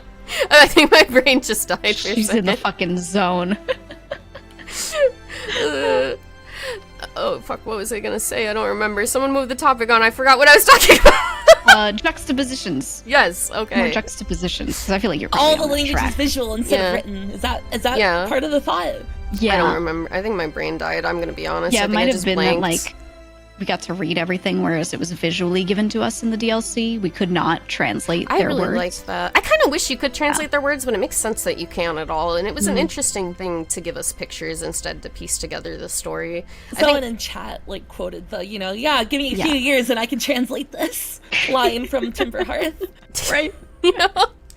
Oh man. Yeah, I think something that makes the ending of the DLC hit a lot harder is so at the end of each chunk of the game, you get to kind of at the end, you see someone, right? You get Solanum for the base game and you're like, "Oh my god, she's alive." And then for this, you're like, "Oh my god, the prisoner's alive," right? You get that same moment, but the difference is with Solanum, you don't get to say anything to her. She cannot understand you. All she can do is like, she even says that. She's like, "I wish I could understand you," but she just talks to you. And then with him, because he has the funny memory stick, you get to tell him what happened and he gets to know. And I thought that was my favorite, like, juxtaposition, is that your interaction with those two goes the other way, like, you get to have that moment. And, like, I think that's perfect where, like, with the first person you see who's Solanum, if you do it in the right order, you don't get to talk to her and you really miss that moment. So because you miss that so badly, and then you get to tell the prisoner something, you get to see him react to, like, what happened, and he sees everything. That's such a good moment. Yeah, it is a little oh at the end when he, like, realizes it wasn't in vain. It wasn't in vain, exactly. Yeah. No, I always interpreted that as a little more mournful than anything else. I did too. I did too. It is very I didn't think mournful. of it as a sweet woo. I was like, I thought he was, like, very it's sad, but it was good to have closure for him or something. I don't know. Yeah, that's fair. That's definitely it's super minor, but like when you're relaying like the story of everything that you know and how like the little bit on the slide has like really cute like little sticks as it's framing, like it's all very lo-fi and cute. And, Yeah. I love that. Yeah, because like the Nomai, all of their writing, and did you notice this? The way the symbol looks for the Eye of the Universe with all the Nomai, it has like a very blocky look, almost like circuit board look to it. Yes. But then the Eye of the Universe symbol in like the church for the strangers looks antler-like. It's the same pattern, but It is. has, Yes, like, yes. I did notice that. I love that. So, like, they have those motifs. I love one thing they make really obvious is that the strangers race of aliens are much more musically inclined, artistically inclined. They're natured, music-loving species compared to the Nomai, which are always searching for answers with science, exploring and stuff. Whereas they observe and they engage with nature that way, Whereas the Nomai are going and they're exploring, they're actively engaging, or they're interacting with it. They're trying to find answers. Whereas the strangers, inhabitants, they don't want to lose what they had. They already destroyed their home in search of the eye. They thought it could do something, and it's like now they have to just kind of languish in the culture they built for themselves, and they can't move forward in any way. They're just trapped in it now. Yeah, they just wanted to like literally fish and like look at stars and make some music. Like they literally were just hippies. Yeah, they were just hippies. Freaked out. I freaked out so bad, and like I get it. Yeah. And that's the other thing is like the that's like you were saying earlier that you felt the jump scares were like a little silly, and I agree, but after finishing it and understanding their motivations, I was like, I think this is completely in line, because like if you met a Nomai, if you met multiple of them, they would be like, oh my god, how interesting. But then you meet these guys and they're like, get out, they're like trying to snuff you out. So I'm like, that's kind of, I kind of liked the jump scares for that reason. Like, it is not a cool thing to be seeing them. It is a scary thing. It's not. They don't want to be disturbed. Like, this is their. This is what they did for themselves. This is where they want to be. They're not interested in living out their lives anymore. They just want to feel like they're still on their planet, even though they demolished it to find the eye, and then they found out the eye is going to kill all of them anyway. Yeah. But they tried to hide the signal so they couldn't let everybody else know what was going on, and if the prisoner hadn't have done that, the universe would have just died. It would have been rebirthed. And I think that's such a fascinating thing, especially having him at the end, and you reassure him that everything's okay. You literally show him like he can see that you know what to do. And it's like it's so cathartic and relieving for him, because that's all he wanted, was just like for that rebirth to happen that he was shown could happen. It's cool that cutscene changes based on log completion. Like, yes. Sometimes, like, if you don't know this, the interloper killed all the Nomai, they just kind of drop dead. Yeah, and I had my Pepe Silva chart was entirely filled out when I did the DLC, so I was able to tell the prisoner the entire story, and I thought that was really sweet. My chat mentioned that that's something that could happen if you didn't have it filled out. It's so interesting. You can just stumble into that if you own the DLC too. If you don't mean to. I only bought it about halfway into playing the game. People are telling me streamers will stumble into the stranger occasionally if they go off the orbital. I've seen it. I watched Lena play the game, and she just like flew up kind of high. She wanted like an quote unquote above, even though there's no up. She wanted like an above top down view, and she just like managed to find the spot where it was. She didn't even go behind it to see that it blotted anything out. She just ended up backing straight into it. And she was just like, that's incredible. She was terrified. Yeah, she backed into it. So all she knew was her vision. She was looking at like the sun or whatever. Just her vision suddenly like blacked out. And then no matter how you enter it, you are pointed at the stranger, right? So you see it in that alien looking form. And she just saw that. And she was like, oh God. And they were like, no, it's the DLC, leave. And she was like, okay. And I think the thing I tell people now is I tell them if they're going to buy the DLC version, you can go and undownload the DLC for yourself. Oh, really? In the DLC management, through Steam. You can turn the DLC off so that you don't have a chance of accidentally running into it. Honestly, that'd probably be a good idea. I'd probably recommend that to people too. That's crazy. I definitely struggled finding it at first. I think I was overthinking like the orbital inclination shit. This could not do it. That makes sense. Yeah, I had previously gone to the satellite, so I did really early in the game too. Yeah, I saw it on the map. I saw that outer orbit, and I was like, oh, I've got to check out what that is. And I remember seeing it, knocking it. Do you know if you knock into it? Because that's the only thing that makes the map work. Yeah. It disables your map. If you knock it out of its orbit, it's just like, oh, map disabled. And you can't open your map anymore. And then it just starts spinning and goes off because you accelerated it. Yeah, it's fucked up. It's really funny. So like when people go to find it, there are a lot of people that when they film themselves for like YouTube or something trying to figure out the DLC and they first go to it, they like crash into it because it's small and they I think I had been there once and I didn't crash into it the first time, but then the second time I actually tried to go to start the DLC when I had the DLC ready to go. I smacked into it. I think you get an achievement for hitting it too. Silenced cartographer. Yeah. Threw in the Halo reference. Perfect. I love that. Oh, speaking of references and all that, did you guys land on Brittle Hollow's moon? Yes. Yeah. Okay. In the volcano, right? The first time I did, I go inside. I opened the hatch the first time I landed, and then I'm like, okay, I'm on some mountain, I'm fine, and I just fell directly into lava.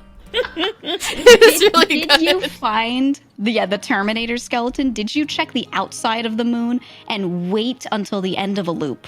Because I don't think there is a skeleton. I'm gonna find. Hold on. I'm gonna find a picture. There's a skeleton who's just in like the Terminator pose, who slowly is uncovered as the lava. Because as it launches more of those things out, the lava on that moon slowly drains away. And there's just a funny. I've never seen that. Yeah, please show me. I'll put it on stream. Let me find him. It's such a good Easter egg. And I remember I found it just by exploring the outside. I was like, oh my god, there's a guy. There's a guy in the lava. It's really funny. I mean, it makes sense lava drains away, chat, because it's firing lava rocks at the planet constantly. Use Terminator potion! Hold on, I got it. Yeah, I got it. I'm gonna put this on stream. It's so funny. Look at this guy! Someone took a picture with the scout like this, too. He's just in the middle of a pool of lava, one of the little craters that, like, you just can't go into, and he's just doing the Terminator pose. I remember finding this, and I was like, this is the best. This is oomphy. I do kind of wonder just how many, like, weird little Easter eggs I missed. There was know, one when I was feel like doing one of those for me. when I did the quantum rock entanglement on Ember Twin. When I first got to that little cave where there is a skeleton, it moves around, but at one point when I turned my light off, he was standing completely straight up, like forward at me, and it scared the shit out of me. Because someone mentioned they didn't know if the skeletons could stand, or they didn't realize they could do that in that cave, and it scared the shit out of me so bad. That's horrifying. I'm looking like at a list of Easter eggs on the wiki, because I was really curious, and there's one that like generates a QR code. Huh? What the fuck? What does what does it go to? Shit. Just like, yeah, it just says so and so's Easter egg if you scan it, and that's it. Huh. Someone said that one of the devs' cats is an Easter egg in the game. Where is it? I want to see the cat. Oh. Strange Owl Guy tribute. There's the Backer satellite. This is one that I had never seen. There's a dark bramble one. Oh. In the recursion area, which is that one that like endlessly loops and you get fucked. There's another seemingly insignificant seed. If a probe is fired inside, it will land it in a room that jarringly features human architecture with dead humans lying around it. Vines from Dark Bramble are visible in the background, and it's a reference to Elsinore, another popular indie game with time loop mechanics. Whoa. It's like a riddle from the game or something. I've never found that one. Oh yeah, I would love to see a screenshot of that too. Find that. That's crazy. That's one that I have never heard of. Oh yeah, look at that. Let me see. Oh, huh. Oh, wow. Yeah, I'll put in the chat. You can like take a picture of that. Wow. Oh, that's crazy. Yeah, I'll get this on stream for you guys. Yeah, it's a good picture of it. Here. Huh. I've never heard of that one. I'm gonna cover everybody so you can see this. See it in the top right, yeah. Yeah. So you're only able to see it through those pictures. There's I found a video of someone who like clipped into it and looked at the whole thing. Oh, really? Oh, cool. The timestamp. Yeah, because everything technically exists somewhere on the map. That is so cool. It's like it's mostly flat images. That's cool, though. I had no fucking clue. That's crazy. Never even heard of Elsinore. Someone said in the chat that it's good, though.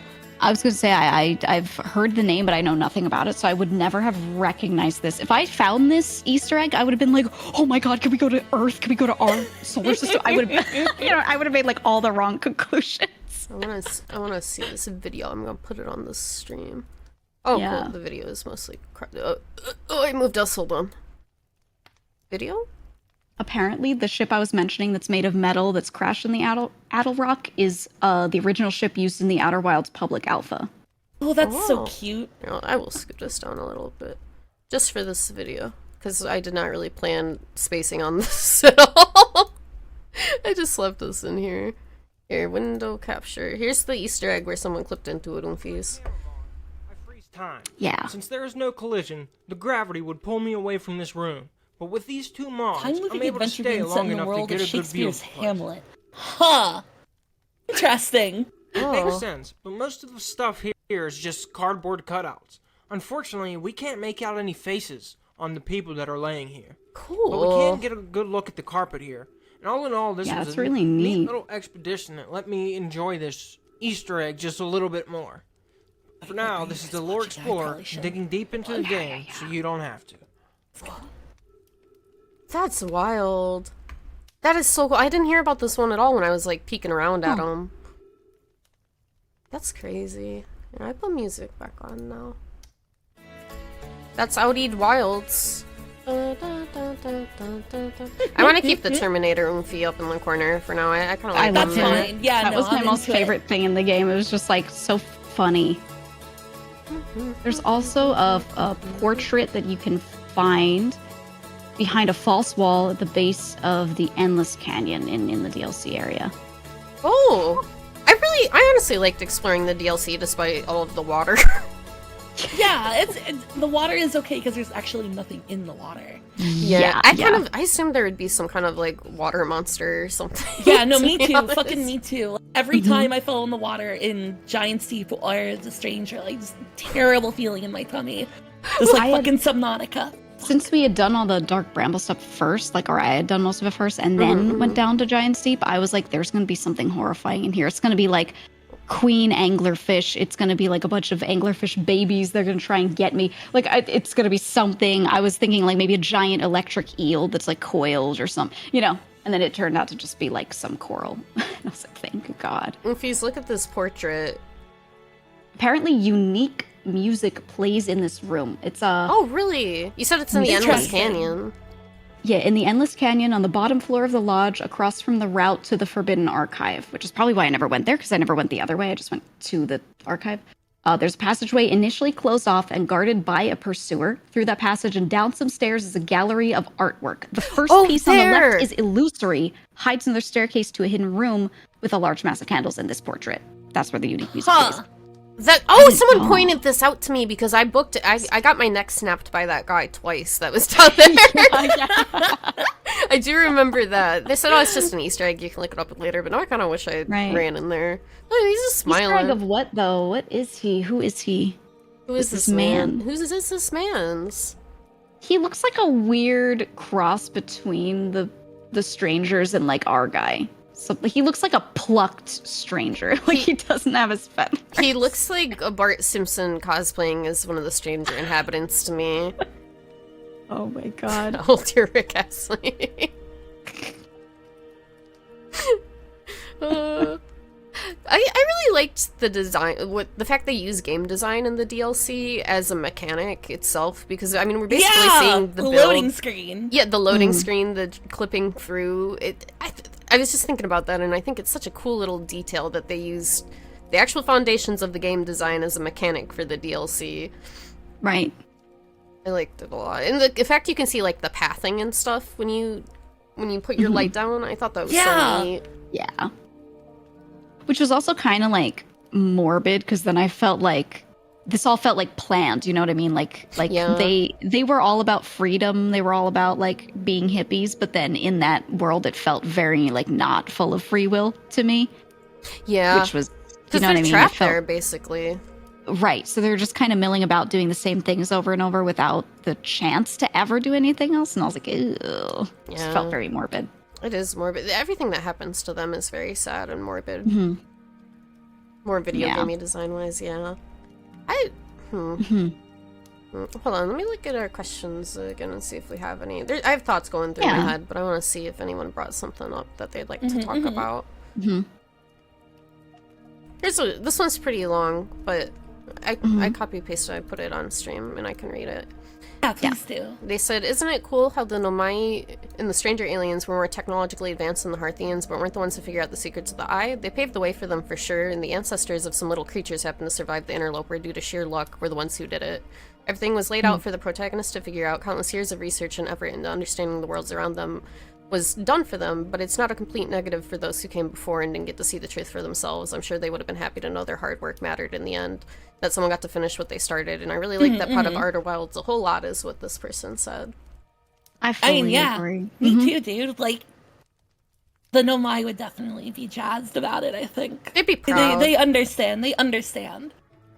Yeah, I think that was like, it's another juxtaposition, right? Like, the strangers never got what they wanted because what they wanted was not something that they could ever have. And then the Nomai, like, set it up, and while they didn't directly get what they wanted to eventually happen did happen, right? I thought that was really nice. Like, they it's almost a weird moral thing is how I felt it was, like, because they pursued knowledge and they were open to everything, then in the end, like, something great happened, whereas for the strangers, they were not open, and so they meant, like, you know, an awful fate kind of thing. Yeah, exactly. I think it's kind of beautiful that it's, like, historically, we can just build upon the stuff that was left for us, and I think that's something this game really hammers home. Is that, you know, they paved the way for the Harthians to do this and to take up the mantle, even though it had been almost 300,000 years. You know, they left all of that information, and through science and engaging within an archaeology, they were actually able to do this. And it really is by sheer luck that the protagonist we play as is just in front of the statue when the time loop started. Because if that one little fella who stood in front of it would have gotten, you know, eyeballed by it, they would have been the protagonist. They would have been in the loop, and they might have not have ever figured it out. Right. It is. Oh yeah, bringing on the concept of the Nomai skeleton stacking up to Lithida Solanum's mask. Totally. Yeah, Definitely, like, way Yes. with that theme. Yes. Exactly. You're building on the backs of what they've done, what they've found already. And it's what a cool game. Oh, it's such a cool game. I like it so much. Yeah. It was weird, like, this is completely nothing, but No, bring it you out. you never have to use the, like, zoom feature for the signal scope except for that one bit at the very end. So Yeah. weird. True. To look, was it for the drums? Yeah, the one's Yeah. like floating out there.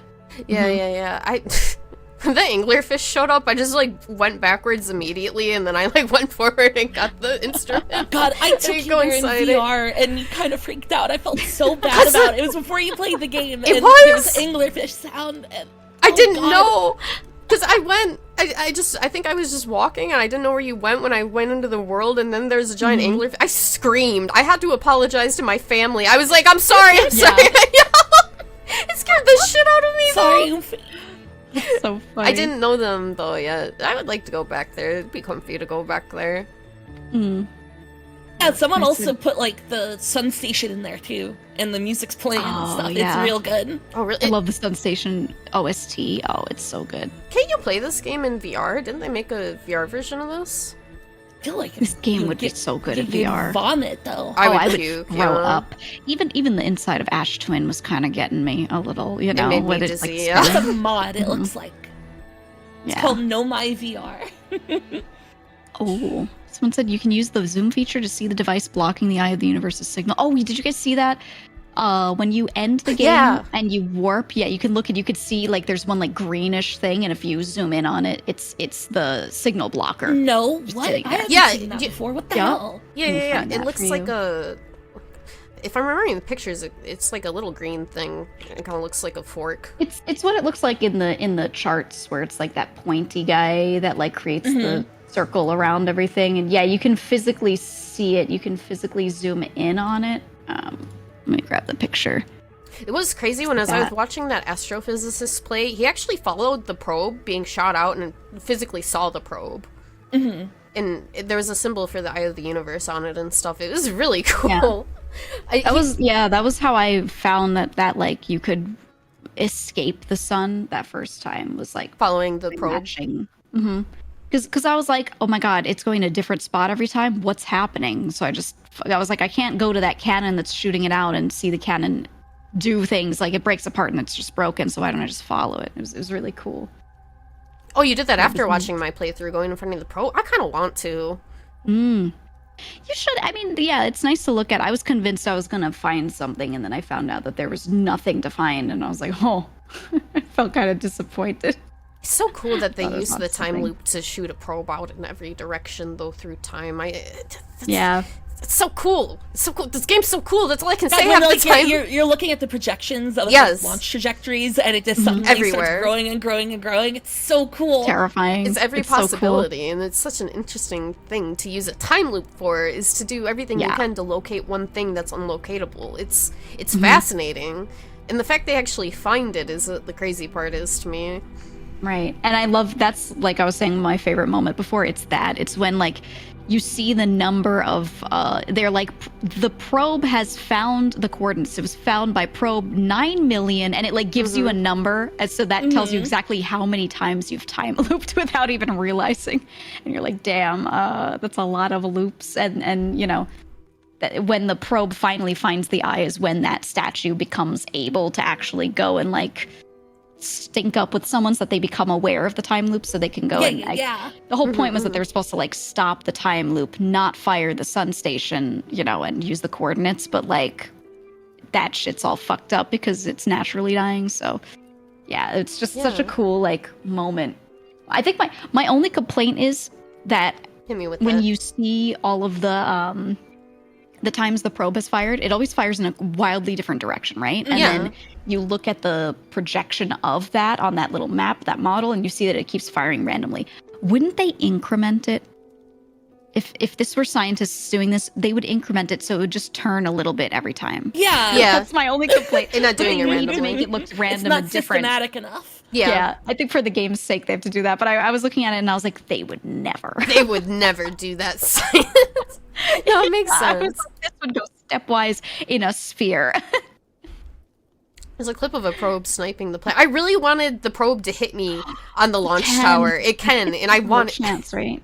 I wanted to hit me on the launch tower so bad and it never did. Oh my god. It was nearby me once, and I got so excited, but it wasn't close enough. Yeah. They really got sniped by that. Holy shit! Yeah, I gotta I watch thought it didn't this. have any collision. Oh, I think I saw this the other day. Yeah, because Ringonomicon linked it. Damn. It's really funny. So fucking funny. There's so many like cool little details in this game. I find a video of getting hit by the probe. Oh, that's so funny. My god. It's weird how like sometimes like when you wake up like the probe looks like it's about to like fucking land like 2 feet from you. It freaked me out the first time. Like, oh shit. I didn't know what the hell was going on with the stuff exploding at first. I was like, huh? Huh? But you know what one of my favorite little things is? One of my favorite small details is when you wake up and you're looking up at the sky and the quantum moon is there and then your character blinks as they're waking up and it's gone. I loved every time that happened. I loved every time that happened so much. I love the moon. I love the quantum moon. That's my takeaway right now. There was one time that happened to me where it blinked and it was just like a normal part of my playthrough, and I saw it and I was like, guys, it moves. And it was a moment for me where it like confirmed what I thought about it, which was like looking at it was the thing, and I was like, oh. It's just a cool moment. Right? I found a really good video of the probe crashing into someone's spaceship, so you could see the probe hit. Oh, let's go. Timber. I put this on screen funny. for Oomfies. I put you on screen, Oomfies. Yeah, Window capture. There it is. I love this. Here, I'll scoot us down for now. I hope you guys like my high effort streaming graphic design shit. No, it's great. Yeah, I'll put it like here. Yeah. It just annihilates the ship. Yeah. And the way he moves his mouse around, he's like, oh god, you know. I clipped it through the whole Just fucking thing. Holy launched. shit. That's really funny. I gotta see that What even again. happens to the probe? Like, did it go through? Did it like clip? Did it like continue on? Did it get thrown? I don't know. I think it passes through planetary bodies. That would make the most sense, but Yeah. it's weird it has collision with the ship, though. Well, because if you go follow it, I guess. Yeah, it just I don't keeps know. going when it shoots through a planet. Oh, did they find their? Oh, funny. they found their ship, I think. Yeah, like clipped it through the Oh, it is platform. fucked. Oh yeah, Oh my god. that's mad funny. I love that. Can the probe hit the stranger? I mean, it has to be able to, right? I assume it would clip through the same way Yeah. as this. Probably just clip through it. Did you guys realize something that when I was playing through, I kind of figured out, but did you realize that the stranger, when you look out the window, it's just an LCD screen? Yeah. Mhm, It flickers when it like changes cycles, doesn't it? It So- flickers so- when it's. I think when it's starting to power up moving because it recognizes the sun Yes. is dying. Yeah, It's yeah. gearing and getting ready to That's go. something that I had said to my chat after playing. I was like, oh yeah, what's so cool is when the dam breaks, and there's that, like the dam breaks because it's going to break, but also because there's like that power flicker and you move. And people were like, you don't move. And I was like, yeah, it opens the sails and Yeah. it moves out of the way. And they're like, what the fuck are you talking about? And I was like, I'm not crazy. It's in the game. But You weren't they crazy. even You're show right. you that it like moves out of the supernova range.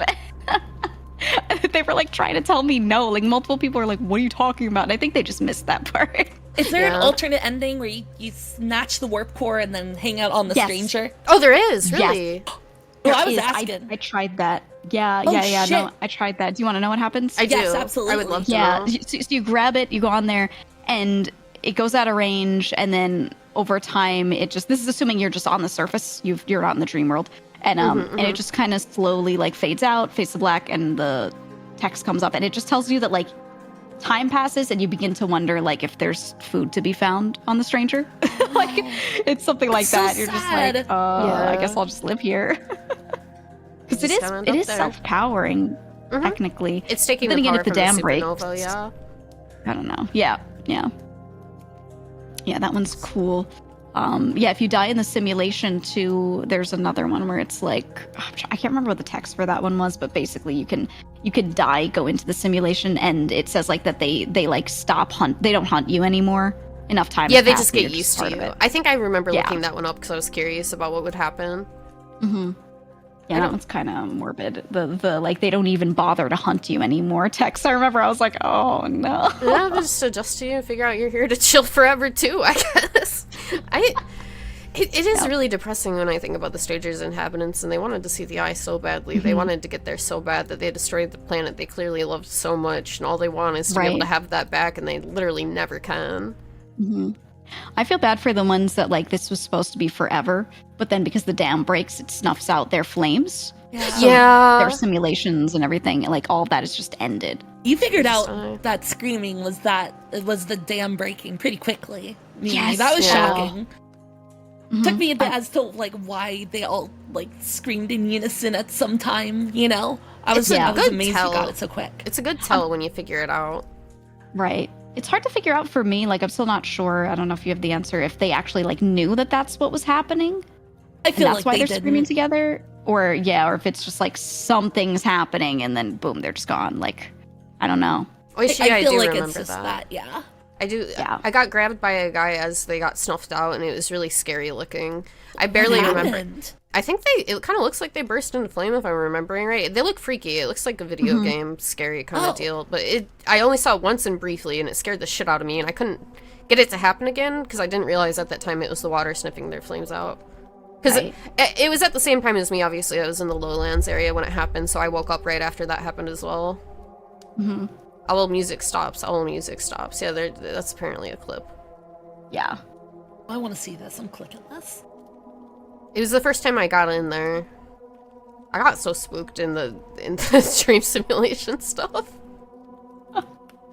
I'm glad I didn't play it on stream because people would have been like playing fart sounds and like Someone played the Hello Slut Redeem at one point near the ending of the game, and I got really mad at them. I don't even remember what it was for. I said, no, not right now. Stop. I remember they that. Reds like it's fucking Tron. Holy shit. Yeah, you're seeing it. You're seeing it. Yeah, it was that. I heard it. I don't know who did it, but it did happen. I think it's good you did not have to deal with the stranger fart reverb, so... Yeah. I think if I had played this on stream, I think I probably would have just disabled my alerts, but like... Yeah. Any game where I should do that, I always forget. Yeah, no one had done anything, like, wild with them in the time I was playing Outer Wilds, so I was like, really, right at the end? Like, why? That happens to me with new people occasionally. We'll be playing a game. They kept doing it during Tears of the Kingdom. There were like some really, really cool cutscenes. Thank God you can watch a lot of them over again. But really cool, really impactful cutscenes, like big chunks of story that are so meaningful. And then someone will just play one of those like really long song sound alerts where it goes for like a full 30 seconds. And I'm like, bro, please. I am actually into this cutscene. And I could make it so that everyone in chat can't hear it, but like it's not as easy for me to do that with one button for myself. So I could like make the chat experience good, but I still hear it in my ears. No. It's crazy. Going insane. Oh yeah, someone got me with the MGS alert when it was like nighttime. Real good. It scared the shit out of me. Because it was scary to navigate in the nighttime with those guys, because I didn't realize at that point that I could set my flame down to move around. So I was just trying to dodge it all in the dark. It got me. It was scary. Yeah. No, I do wonder if anybody ever accidentally discovered that invisible bridge near the beginning just by falling off the edge. Probably, like, it's there all the Happens to time. some people. Yeah, you could just get on it. Yeah, and there's also a few people didn't know there was another shortcut invisible bridge that goes from the cliffside faces to each other. It's like a little bit farther down by the elevator that goes up and down to the water in the simulation. It was neat. Yeah. Yeah, Grandpa never found it. such a cool game full of little details, and I love it so much. I really hope I can just pitch it to everybody. I hope everyone I want listens. everyone to play it. I really do. Me too. I try not to get that. I'm that way over 2 video games at this point. And I'm okay with that. 2 is a good limit, I feel like. Yeah. In terms of games that actually really use video games as the medium well. Outer Wilds command when I can just make one that says play Outer Wilds, you dumb son of a gun. You gotta. I'm trying to get Moriko to play it, and she's like so weirdly stubborn about like only playing games that fit her brand in a way. And I know that's not literally how she thinks about it. It's more like she just has like a content direction that she's used to doing. She wants to just do that, you know? Yeah, she's like, I will play it someday. And I'm like, no. Grape said she And then wanted she to gets start it resistant. soon. And I was happy to hear that. I'm going to try to catch those. I'm glad. That's how I relive this game, is just watching other people play it, because you can never play it again and get the same experience. That's what's I so wish for amnesia. melancholic. That's what's so melancholic about the whole thing, is it's like once you understand it, you can do it. You can just do it. You can just do it. So it's really, really, it's lonely and sad that you can never re-experience the game. But that's why I'm happy I streamed it though, because it's like at least I have a record of my first playthrough. And I can kind of see what I was thinking or doing. Yeah, all my VODs are saved. I feel bad because I had someone that's supposed to be publishing them who's not working that fast. But I have them, and I want to like get them up so that people could see like that. Because a few people were like, "Oh, what order did you do things in? I want to see it." And I was like, I have it. I promise. I'll try and see if I can publish those soon, just so like the playthroughs there. I'm gonna rewatch my own stuff even. I'm just like, you idiot. I'm listening to the Echoes of the Eye soundtrack, and it got to the Traveler's Reprise with the Strangers instrument added. Oh my god! I wonder if that's so on Spotify, good. because I've just had the regular soundtrack going. It probably is. God, Good. I was shocked to learn that they released DLC for this, and I don't understand how they managed to top themselves. It's like there were bits of it that felt like they were showing off because they were just so good at what they were doing. They'd learned in the time they made it, which is what's so cool about it. I feel like they could never add more DLC to this game and make it make sense. It is complete. Yeah, and then on top of that, I think about because people are always like, "Oh yeah, I want them to make another game, and you'd be so cool." And I'm like, how? I don't think it. How would they? Like, sure, they set it up that there's a new universe or whatever, but I don't know. You couldn't really do it because I guess all the rules would get changed with the birth of the new universe. So technically, you could do it. But like, it did the story. It did the story. It would be a different game. It would be a different game. It would be a completely different game. Outer Wilds 2 to there be can't had. be. It would not be possible. You can't replicate this kind of experience or do it in the same way. You would have to design a completely different game. Exactly, and I feel Outer like Wilds with their 2. writing being so good, like they could just make a different game and it'd be great. Oh, 100%. Or, like the current universe that was created with the end of this one, something that's really cool is like when you look at the splash art, there are like individual suns inside of the planets, right? To That's real roles cool. are different. I wonder if they could make a second game that's placed there after time passes, and maybe time looping isn't the shtick. Maybe there's something entirely different. I would also hope it cool. wouldn't be time looping. I want them to tackle another theme or something. Right, but They I feel like they could definitely keep it in space, you know? Like Yeah, they could nothing wrong keep with that. I would just want Definitely. another game from them that would make me want to explore and be curious, because that's genuinely just it's such a delight. I don't need an Outer Wilds 2. I just need more games that make my brain turn like a little hamster wheel. Yeah, exactly. Because now I gotta play other puzzle games, but people have been saying no one does it like Outer Wilds. You can play Myst, and maybe that's it. And I'm like, oh. Myst is good. I think any other games that are similar, they just don't hit the same way because they're not lore based and mechanics based like that. It's more so just like compounding puzzles, and they still have good elements. So I do still recommend Obra Dinn, and Tunic is good. I bought that from what I've heard, and then less story, but The Witness is great. If you want something that's like The Witness but is not as long and not as compounding and crazy, there's a similar game that's sort of a parody of it, and I won't spoil the end, but it's a parody of The Witness called The Looker. and it's real good. So not Pissed, starring John Goodman. Not Pissed, yeah, but it's There a you go. similar idea. I will say probably play The Witness first, Okay. but if you don't want people to like help on puzzles, because The Witness is kind of pain to stream. Yeah, there might play be The Witness some. on your own, and yeah. then play The Looker on stream. There was Can't some believe I was nobody in thinking. chat likes Pissed. Where are the pissed heads in chat? Come yeah, on. any From the Pissed people who enjoyers? bought you pissed. There's some. I feel a little bad for my mods because I've been playing a lot of spoiler heavy stuff. So I'll probably play some puzzle games in my own time. But there's a few I would really like to Yeah. stream. Mhm. They've been working overdrive lately. Oh my god, they got FMV John Goodman in like a Burger King crown and a fucking jacuzzi. Oh my god. It's like What? 80% of that video game. 80% of the video game is John Goodman in the Witcher 3 hot tub with Yeah, basically, but his feet aren't up, so you don't get you don't no get the whole toesy package. woesies. No toesy woesies. Yeah. Yeah, I've been, Have you guys played? It's a totally different genre, but have you played the Stanley Parable? Yeah, haven't, oh yeah, but I've heard those that's are a good good. one. I think that one will give you a little bit of what you're looking for. Not in the adventure kind of way of this game, not in the profoundness way, but in the I just want to explore and I want to find more things kind of way. yeah, That yeah, one's yeah. a fun one to do on stream. Yeah, I should do. I that. recommend it. I'm just. Yeah. I wish I could replay this game again and erase my brain so bad.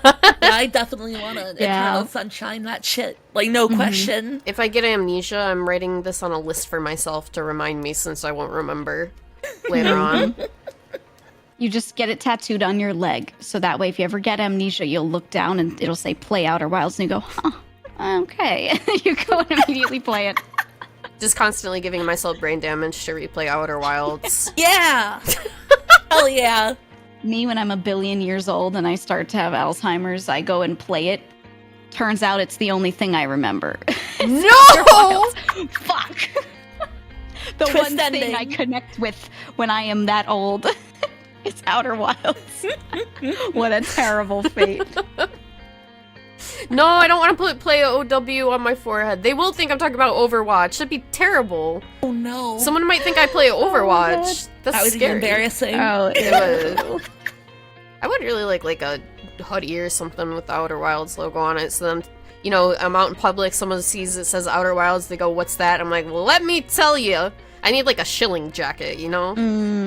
Yep. They have some merch on fan. That's actually a really tasteful looking T-shirt. I feel like usually video game merch can be really ugly can be and cringy, stupid. yeah. Yeah.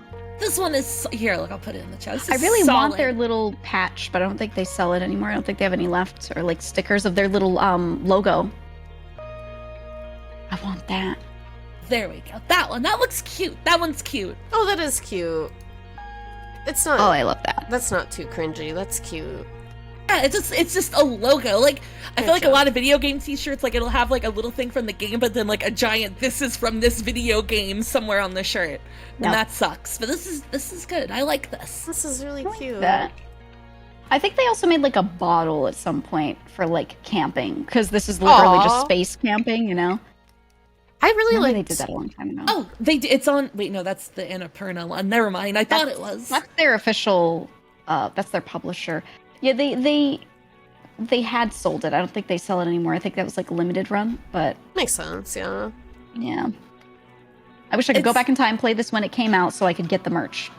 It's weird that fucking Masioka is deeply involved in Annapurna. Isn't it? It's funny that the time travel guy, part of the company that published the time travel game. I love it.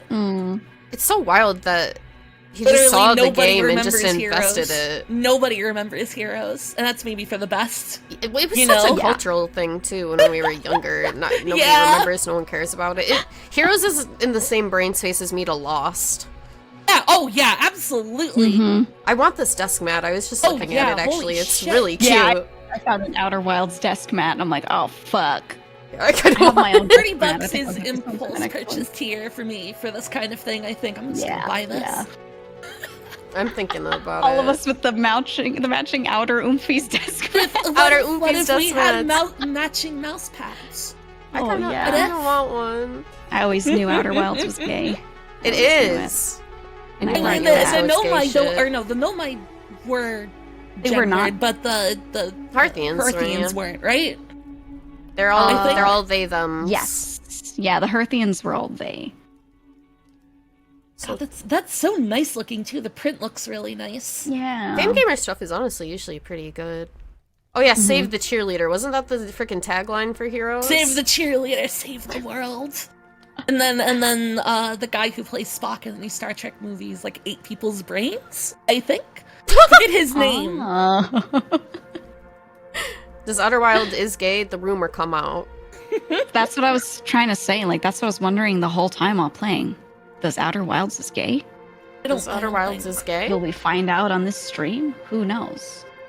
I wish I remembered all of the Nomai's names a little bit better, because I think I read so fast on stream that I think I didn't totally parse some of the characterization because I was streaming at the same time I was reading a lot of it.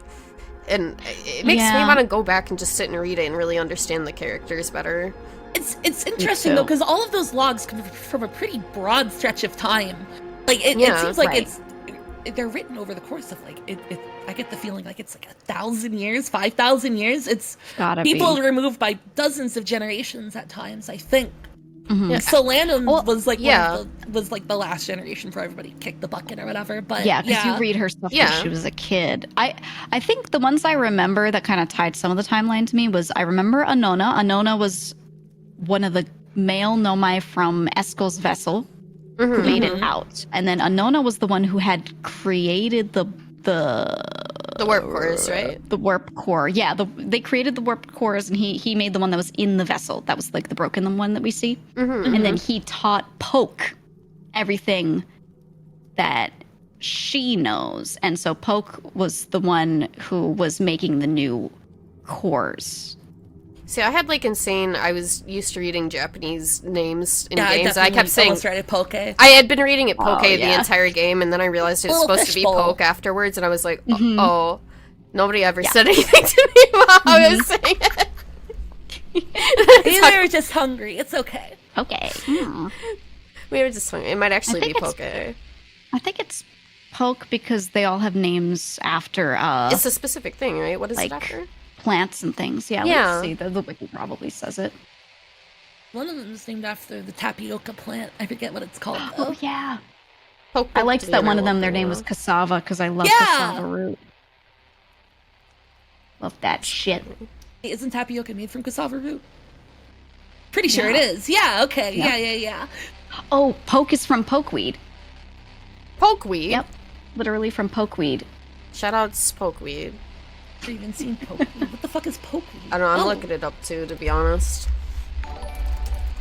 I feel like this is something I've seen. Oh. Kiwis, wow. Ooh, yeah, I've seen this. Pokeweed every day. This is one of those things that you don't eat. This looks edible, though. I would love to eat this. Yeah, those do look like berries. I think you can't.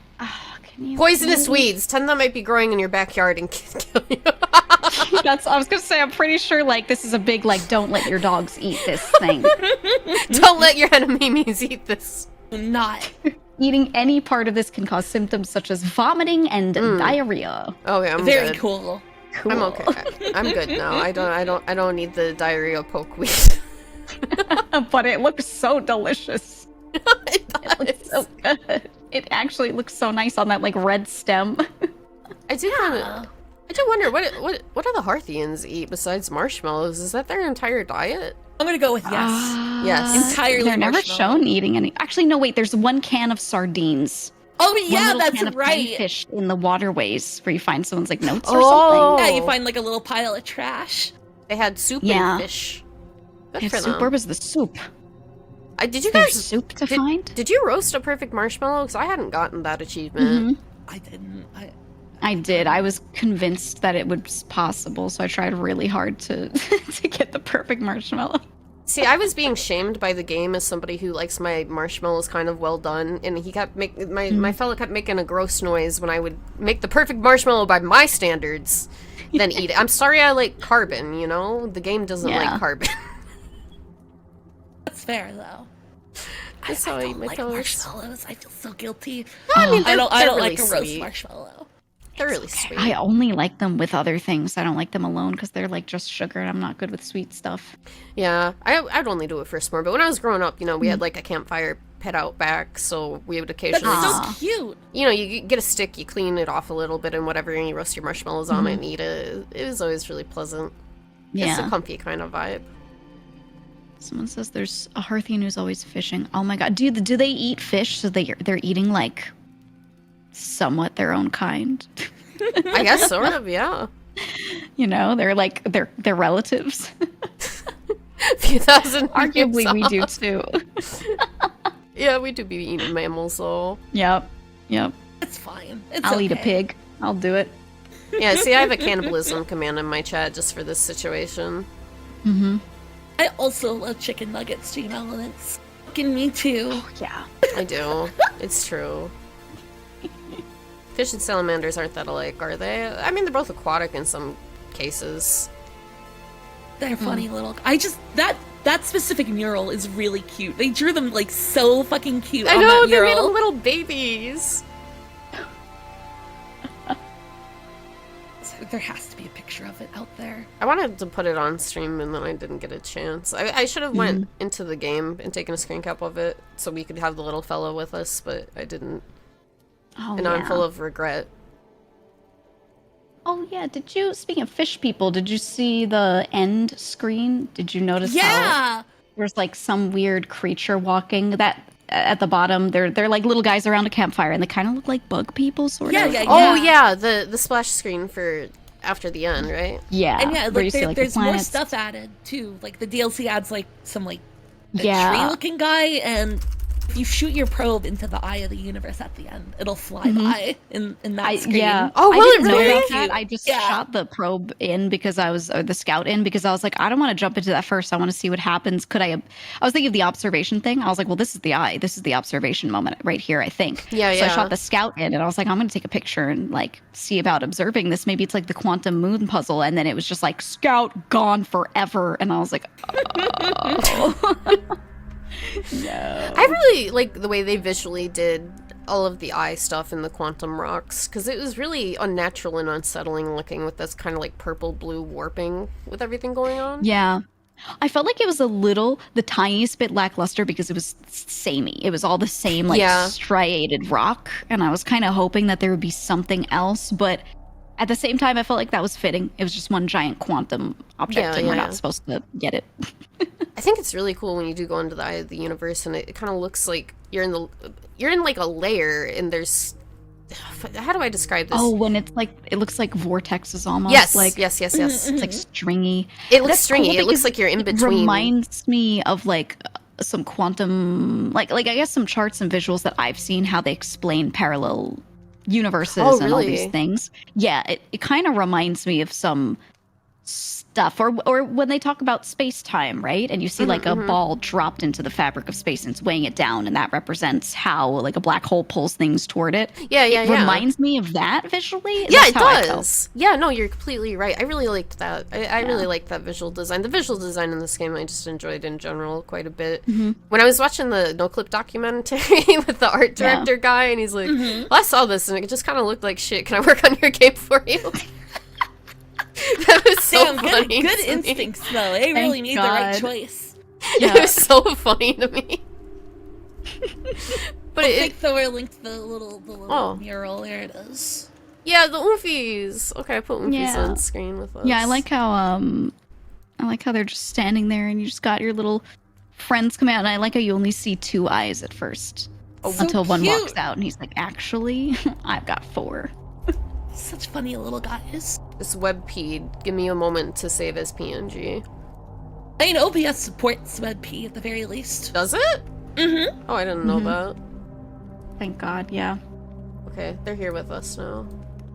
You can also, if you have an image open, you can, like in a browser, you can drag it in as a browser source. Oh yeah, that's what I did.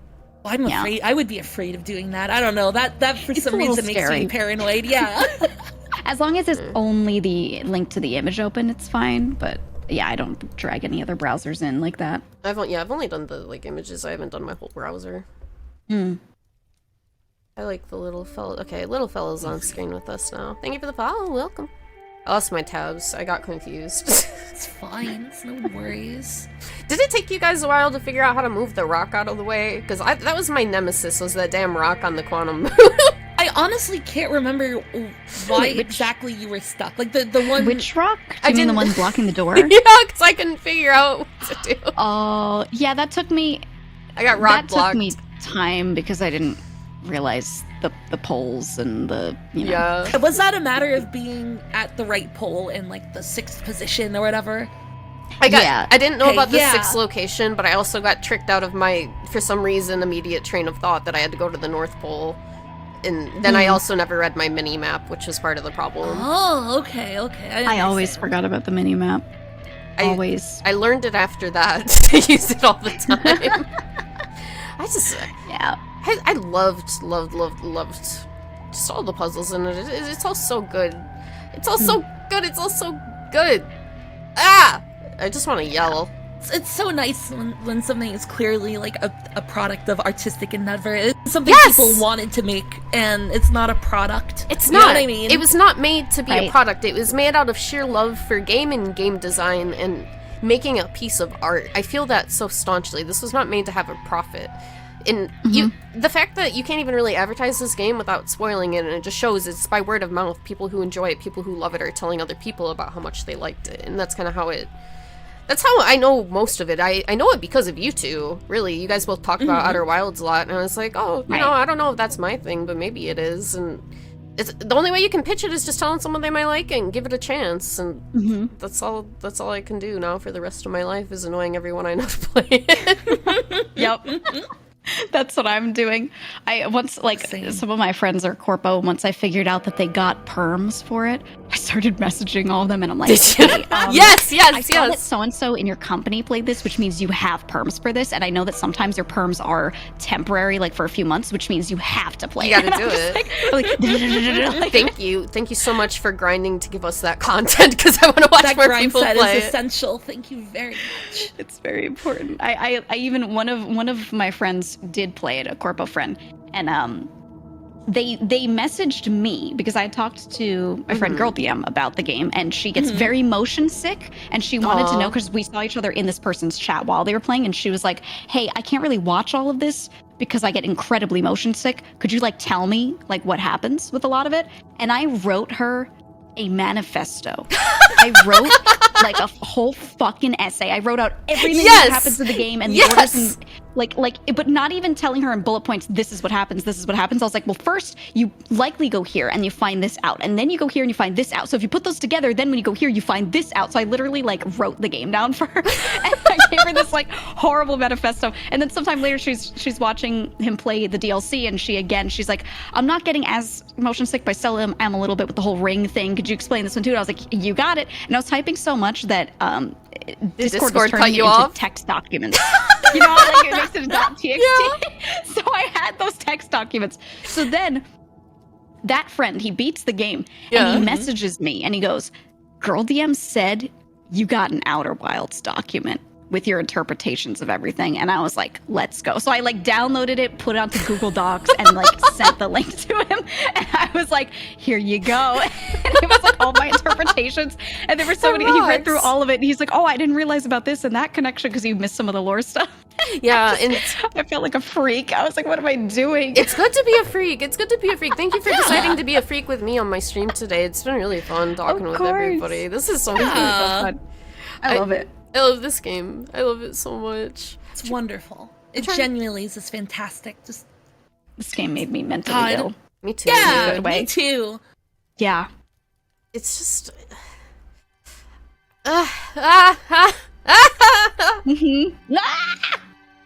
You're writing the game Outer facts Wilds. guide.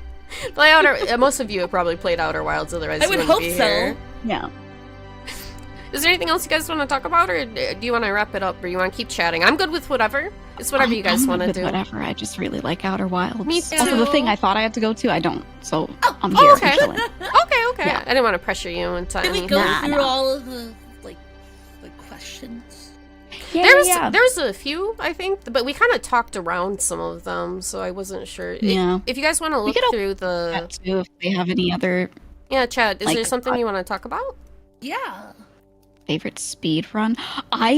There's one speed run, and I can't remember the name of it, but it's specifically you try to you have to collide yourself with the scout that's always orbiting Timberhearth, the one that's always just around it. You have to collide with that as fast as you can, and that's a really funny speed run. That one's like hard to do too. A lot of the speedrunning stuff is based around the momentum you gain from shooting the scout, right? Yeah. Yes. Yeah, you can do a lot with that with the movements. It's funny because I threw myself off of the trail of solving the Ash Twin project because I was very dumb and I asked chat what the speed run was. And because it was so short, I thought, oh, so it's on Timber Hearth, right? Because I thought it would be a lot longer of a speed run. So then I started looking on Timber Hearth instead of going to Ash Twin like I was going to. And it tricked me. I did go and I went and watched the speed runs afterwards because it was quite fun. I love watching someone break a game when I'm done. But I did get speedrun misdirected because of the length of time. I mean, that's like a completely understandable conclusion. Yeah. I tunnel visioned. I tunnel visioned hard on that. And that's my biggest problem when I played Outer Wilds is I would tunnel vision on the wrong solution sometimes. I mean, it's made to do that. It Absolutely. really is. I kept thinking the ore elevators had to do something because I didn't realize that when you're in Timber Hearth and you're in the mines, it took me until I was fucking around down there to remember that those ores were probably there just to move the ore up from being like excavated. It wasn't there to warp you anywhere, and I was so convinced it would. I remember you thinking you thought something a little strange about the masks in the Ash Twin projection stone. I'm trying to remember what it was. I thought you thought like you had to activate them or something. It was probably way early in my playthrough. I do remember figuring out. Early. I do remember figuring out when I learned. I think Gabbro is the other Oomphy who loops, right? Yeah, in the hammock. I do remember I had realized at that point the mask was for like my save state stuff, and then I knew Gabbro was the other one, but that's when I realized there was a third mask and that there was another character I didn't know about, which was obviously Solanum. Oh no. I did the same thing. With the masks. I was so stuck on that. It's not Solanum though. Oh, that mask isn't? Oh, I guess No. it's not. Wait, who was it then?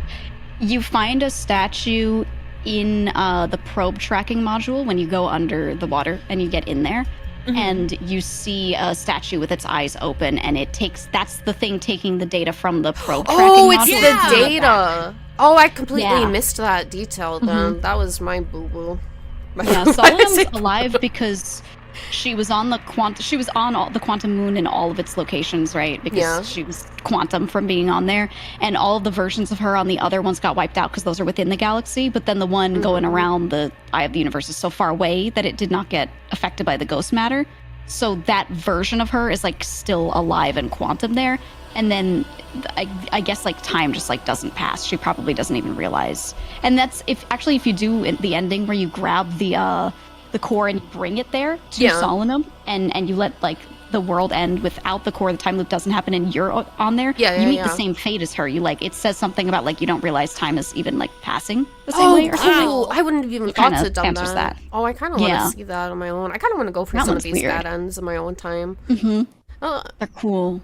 Saying bad end feels weird, but I guess alternate. I mean, they kind of are. They're not a as bit sad. good. Not as good. Yeah. Okay ending. It's all right, I guess. To be quantum, being quantum is fine now. Actually, there was a. I'm trying to see if we have other things. Did I figure out the stranger flies away from the system? I did. I realized it puts up its sails and goes away when it recognizes the sun is going supernova. I'm trying to think of other weird theories I might have had. Chat, do you remember any weird theories I thought of? You guys would know better than me because I was just processing information out loud. Trying to remember.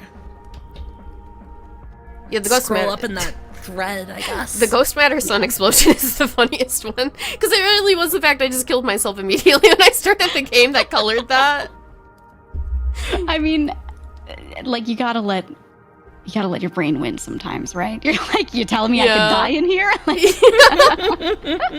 And I love how it's just like you died. It doesn't even say anything. It just says like you have died. I think. I just got when I got the credit reel, I was dying because it was immediate. The theory about making all the Oomphys play at the same time. That's what I have. I did think that in order to win the game, you just had to get all of the music instruments playing at the same time, and I don't know why I thought that. I was like, okay, this beats the game, sure. It was right at the beginning, and I didn't know why. That just felt like the one goal I had. Which, I mean, in the end, it kind of, you do make everybody play the instruments together. I was right. It was just a little different. It's just a very different application of that same theme. I didn't even really think about the fact he still ended up getting there until it was just brought up again. I also kept thinking that the quantum tower, the knowledge of quantum. Wait, I can't even remember the order because I messed it up. I kept thinking that the tower of quantum knowledge. I kept thinking it was quantum itself because I kept saying it in the wrong order, like I did immediately. Oh yeah. Oh, I would say the quantum tower of knowledge a bunch, and how did those puzzles go for you? I don't think I saw you do that. That was the only one you that gotta do the crystals and stuff. Oh, like walking and the stuff. one Those weren't too in bad. Giant Steep, that one. Yeah. Yeah. The puzzle tower. Oh, I loved those. I got it my first try. Yeah. I had a really good time solving those though, because then it all started clicking. I was going like, oh yeah, baby. Oh yeah, there it is. I like that one. I feel like because that one teaches you what observation principles, right? And that's like so the point of cool. it. And there's so much that you need to like know about observation to do the other ones, especially. Yeah. So yeah, I like that. I like when it compounds on itself by teaching you the skills through that puzzle. Like you learn the first one, which is just observing, then you learn how to observe and manipulate the environment to get to where you need to go. It's just, it's so cool. That was my favorite puzzle in the whole game. The quantum trials really are the only like explicit puzzles in the game. Now that I think about it, They are. But that's why I think I enjoyed, especially the Giant Steep puzzle so much, because it was using all of that knowledge you've been gathering and stuff to make sense of the puzzle. It was really funny when I was watching Basil do that tower the other day. He kept misdirecting himself on if he was facing up or down with the crafty crystals. It was really funny. I was dying. Spinning around. He was like, wait, is it this way? Is it this way? He like couldn't tell what was feeling. He almost got it, and then he went back to the start. He was like, fuck! It was so funny. I'm sad I missed yesterday's so playthrough, good. but I was busy all yesterday, and I gotta peep my friends Outer Wilds VODs. It's so good. I gotta tell Basil too, if he wants to talk about the game when he's done, all he has to do is annoy us, and I will happily do it again. Absolutely. Thank you for convincing people to play Geega. I'm on that grind set. I'm happy I got Bodega to play it too. Hell yeah. She beat it so Yeah. fast. I need to go back and watch her VODs too. I'm so happy she likes Actually, it. yeah. How long did it take you guys to beat the base game?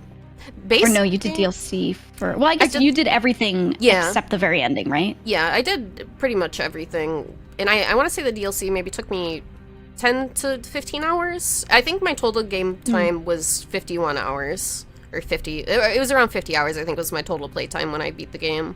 Okay. Mine's 23 hours. It looks like. Whoa! Oh, I played Let slow. me see mine. And that's with the DLC? Yeah, mine was the 50 with it. How did you do it that fast? My brain's huge, dude. Yeah. I mean, you are very smart.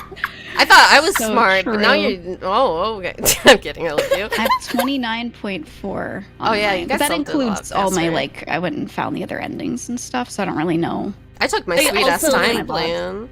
Physically navigating the world wasn't too tough for me just because, like, I've been playing Space those games, sorts of yeah. games for so Right. long, so, like, I didn't have, like, a ramp up with that. At the very least, that probably helped a lot. I wasn't tired for Yeah. most of my playthrough. I just did, like video games, and Parts of I play for 12 hours straight sometimes. Okay. I should ask a girl to play Resident Evil 6 while you talk about Outer Wilds. No. Oh my god, Resident Evil 6. I'll do it if a friend who wants to play Resident Evil asks me to, I will do it. But I am gonna be sad someone's making me play it for a third time. Yeah, I'm looking in all of my VODs. Like, I chat for a long time at the beginning. Yeah. Like at least an hour and a half for these VODs. I've been, like, chatting more recently. Yeah. None of them are under 7 hours. And two of them are, like, 7.5, 7:45, around there. And then the other two are, like, 9-hour VODs. For my Outer Wilds playthrough. I really, So I don't know. I I should get have it. split it up on that day. I said I was doing the finale because I know I would have had the puzzles towards the end done really quickly if I wasn't sleeping. But I know I would have been so pissed off if I had waited and then done it the next day. I would have been really mad. Yeah. Yeah. 9 hours, huh? Yes. They're making fun of me because I stream for a long time all the time. Yeah. I've been holding back. I've been trying to end at 6 so many days because after going through these like weekend benders playing Outer Wilds for like billion hours, it's like maybe I should tone it down. Just a little, you're good. It's hard to stop. I just like streaming and then I like games. I gotta play like an absolute dog shit game or something soon so I don't feel the need to marathon it. I gotta play like a piece of garbage. You some really good ones that are just short. Yeah, okay. So if you have a day where you're chatting and then you're getting ready to play a game, but you're like, I don't want to do anything very long today, I got some for you. Gotta play Subnautica now, Mimi.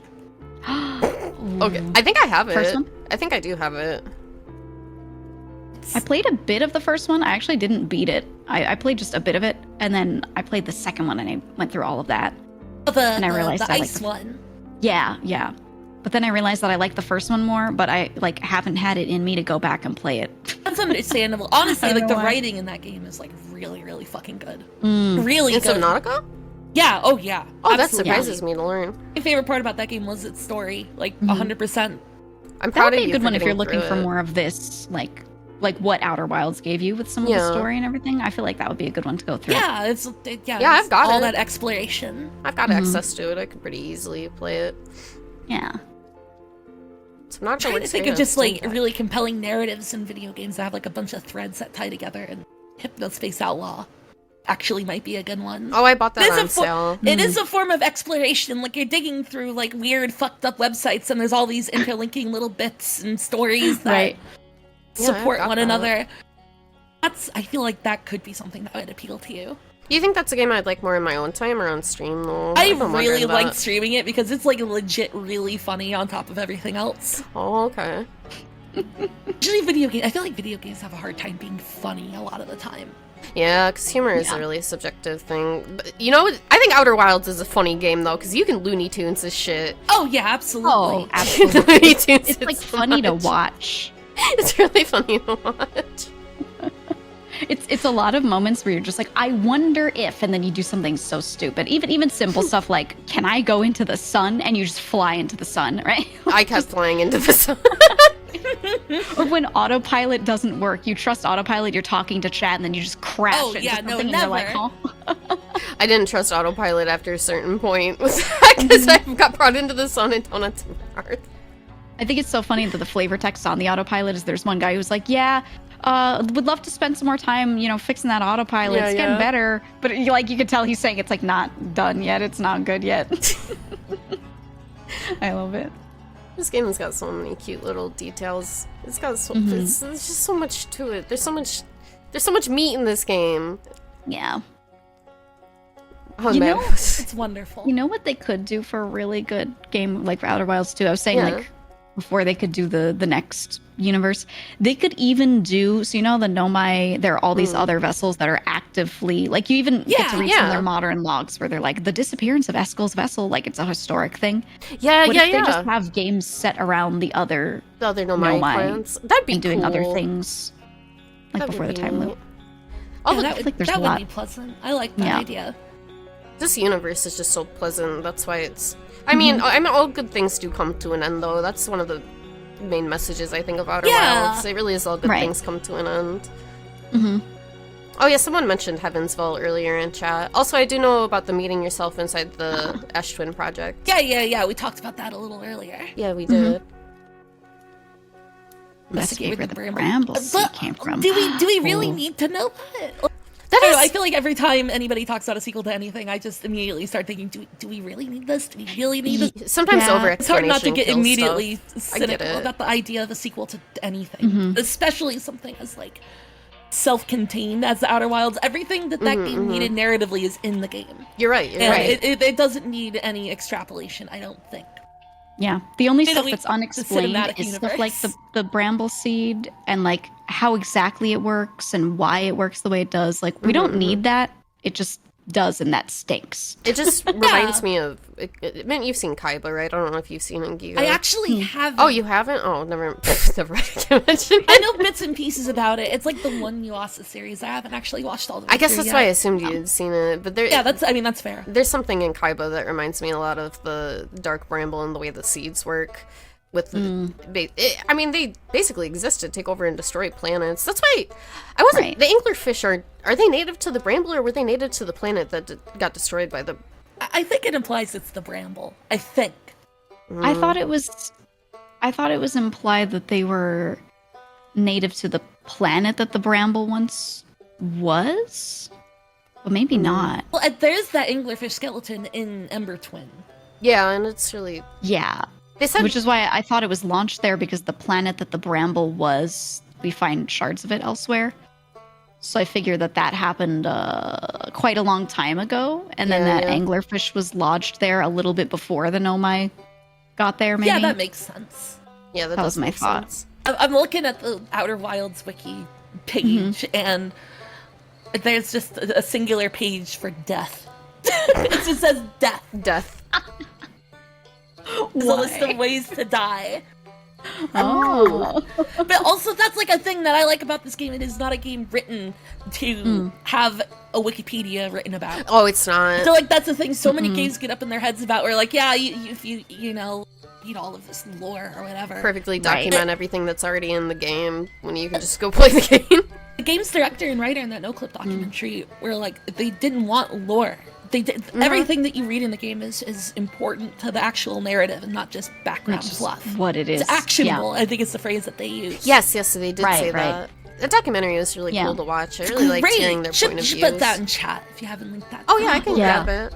I can grab it. Like a follow-up. Maybe I'll put it in, like, my Discord, too. No clip. Outy Wilds. Here it is. Here it is. Here you go, chat. If you haven't seen this, it's really cool. Yeah, this is the like- one. Yeah, it's like 50 minutes long, but it's a really good watch. And they talk about the game development, and they talk to everyone involved. When I listened to the composer, I don't know if you guys know this fact. You probably do. You've watched it. I'll tell chat if they don't.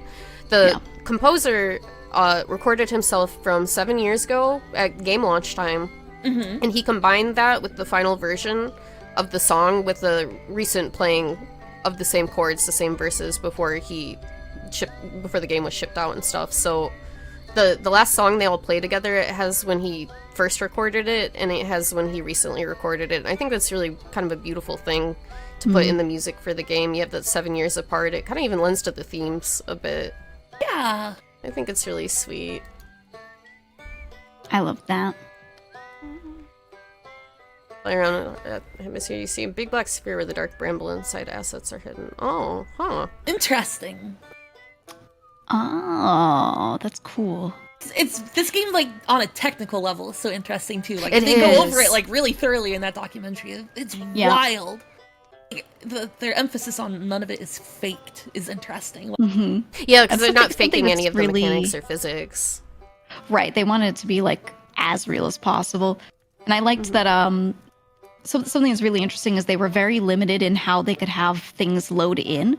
Like, certain things had to always be loaded in if your ship was somewhere and then you were Yeah. somewhere else and then your scout was somewhere else. All of that had to be able to be loaded, which I think probably played into why they couldn't add, like, more to the planets and more of everything. 100%, yeah. Yeah, because imagine loading all of those areas and, like, this, none of this is even like it's all happening simultaneously. Everything's being calculated whether you're seeing it or not. So that's difficult. And, like, Brittle Hollow is just Yeah. always fully loaded in, because if you try to not have it be fully loaded in, then you can't get all of the stuff that's happening to it where it's constantly changing to even happen at all. So it's Yeah. like, Because you know, they're kind of a rough constantly thing. they're constantly running the physics engine and the orbital dynamics and stuff when it's going on. It's the same thing with their viewing it or not, whether it's being processed. But It's amazing it doesn't Right. get fucky more often. I feel like Right? it was like it Yeah. maybe shitted up once or twice the entire time I played it. Like, it's something like broke just ever so slightly. Nothing like totally game ruining. That's honestly a great part of the time loop. Like, it helps them so much because they're constantly, every couple of like chunks of minutes, they're going and resetting like all of that, right? Yeah, it doesn't have to. So it doesn't get too overloaded. long. Exactly. Yeah. Exactly. Yeah. I think that's great. So, some things change, but a lot of it is just the same stuff going back and happening again. So if it gets a little fucky, like, it won't stay that way. I think it's really nice. Yeah, and then Oishi just mentioned, too, they tried to make an achievement for having your scout, and your ship on different planets, but I think they said they couldn't do that because of the rendering or something. Because there's no achievement for it, right? Or they said they couldn't do that. I don't remember exactly. I watched it last week. I'm not sure. Yeah, I don't know. Maybe they just didn't want to encourage it. I think it's still possible, but they just didn't want you, like, going out of your way to do that. Because if someone has a bad PC, like, oh yeah, it's not going to work. Itself. I was going to try to get it to run on my Steam Deck, but then I was just like, oh, I want to play this at PC. It doesn't feel right on my Steam Deck. Yeah, that's fair. Yeah. The publisher told them no. Oh, that makes sense. Ah, okay. I get that. But if you want to crush the game for funsies and get a little funny achievement, the suits hate it. The suits hate it, and they don't want us to have that. The man's keeping them down. I get it, though. It makes sense, especially for a console port. Yeah. Sad, though. No fun allowed. I need to break somebody's PS5 with my physics engine, It's not fair. Getting someone to rage quit, it's essential. What are all of the achievements? I know the Sun Station landing one, but... I really want to try the one where you complete the game in one loop. Like, you start a new journey and go right for it. Yeah, I'd like to try that. I like that. Let me see. Some of them are hidden. I went achievement hunting for some of them, but it was the ones that I could see. Let me see. True achievements. Did I see the inside of Ash Twin without taking out the warp core? I don't think I did myself, no, but we were talking about that a little bit earlier. There's one where you have to land that little model rocket up on the moon. I saw that How one. the fuck you do that? That seems hard as hell. No, it's doable. I did that one. It's I'd say it's easier than landing on the sun station. It's Really? You basically just need to get it out to a certain distance. You can sort of I was just counting the seconds to figure it out. And then just wait for the Adel Rock to pass by, and you can sort of get it on there. Oh, okay. Also, apparently there's an achievement for crashing it into the sun or the Hollow's lantern. The little one? Yeah. No! He's just a little guy. I don't want to launch him in the sun. No. Too bad. You're gonna do it because you want 100%. I don't think... I've never 100%ed a game. Really? Yeah. Really? It's not really my thing. That's not how I really engage with games that much. But I won't lie that I do want the achievements in this a little bit, but I'm not sure if I can get all of them. I want all the Sekiro achievements. Fun. Enter Giant's deep ocean fast enough to break through the current, like yourself. So if you can get that 5k meters per second velocity and aim at the core, you can actually just get through without using the cyclone. Yeah, I want to try that one shit. too. Someone in my chat did that. Yeah, Always Armor did it the other day.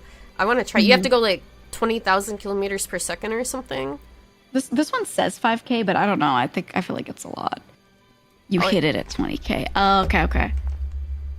I remember doing this one, but I don't know what speed I was going at. I was just fucking gunning it. It's cool that you can do that at all. I really thought the only way down was the Cyclone, tornado. Yeah. But it's cool that the physics are engaged that much that it's even able to run just fucking blasting into it. It's cool. It's really cool. Yeah. Die Hard. What a video game.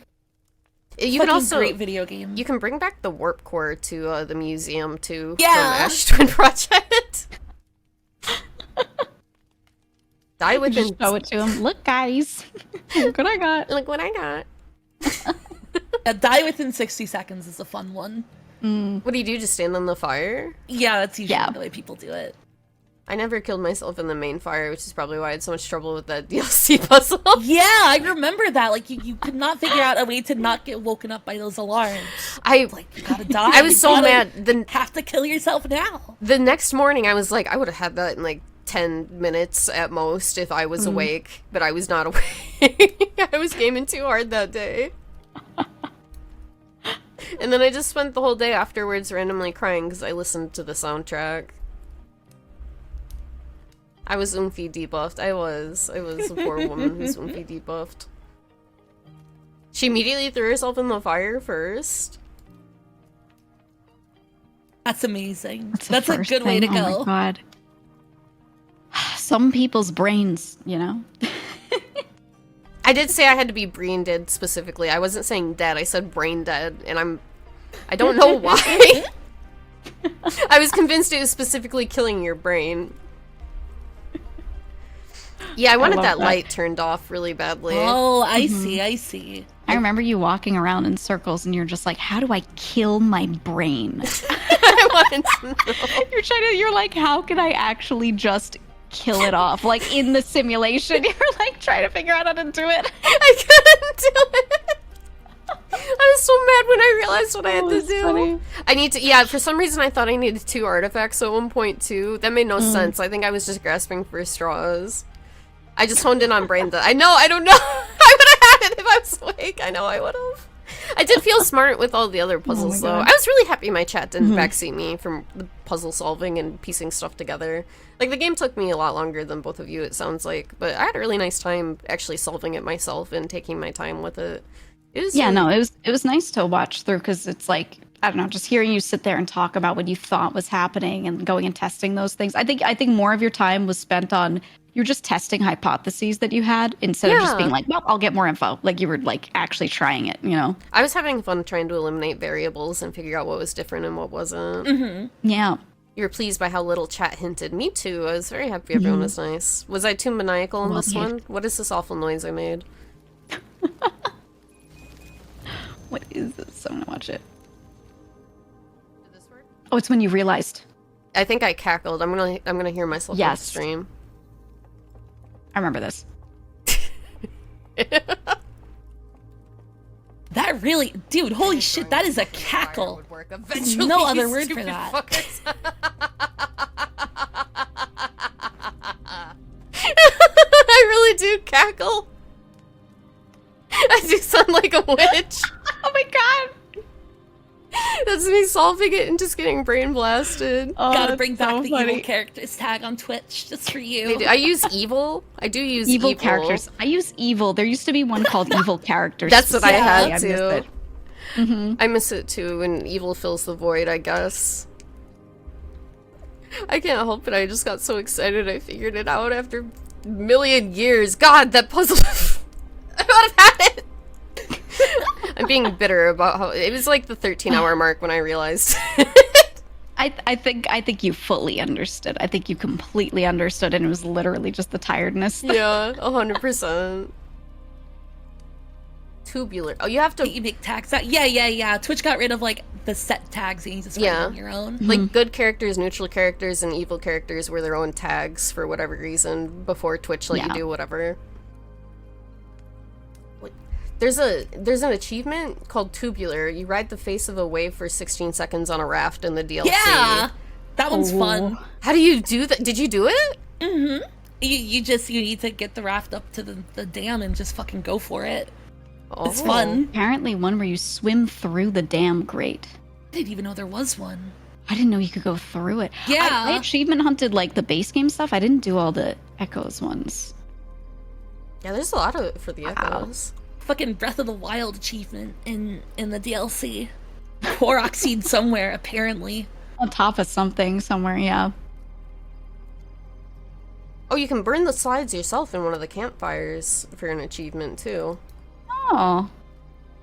Reach all 3 forbidden archives in a single loop without getting caught. That's... Oh god. I don't know if I can manage that one. This one's really interesting, and I wonder if people try this because they thought it was something cool, but attempt to use the artifact at a normal campfire. It's called Simulation Hypothesis. I wonder how many people actually, like, thought of that. I didn't think of that at all. Yeah, I was just like, oh, these are their special fires. I wonder if, They were like... fucking green. Yeah, they were exactly. green. They look like fucking soul fire. I wonder if people, like, thought about that and were like, oh my god, what if the world something, and then... Yeah, I wouldn't have even thought to do that. But I guess if you just go to the stranger, grab the artifact, and piece back out on your ship, you could go test it out on Timberhearth or something. That's neat. Fire arrows. Artifact prototype. Oh yeah, I didn't know you testing could those? use that. Doesn't one of them blow up, and Huh. that's how the seal got opened in the one portion of the stranger? Because Yeah, they I tried think it and it so. just exploded. Right, right. You can use it once. 1 in 900. Oh, there is. Huh.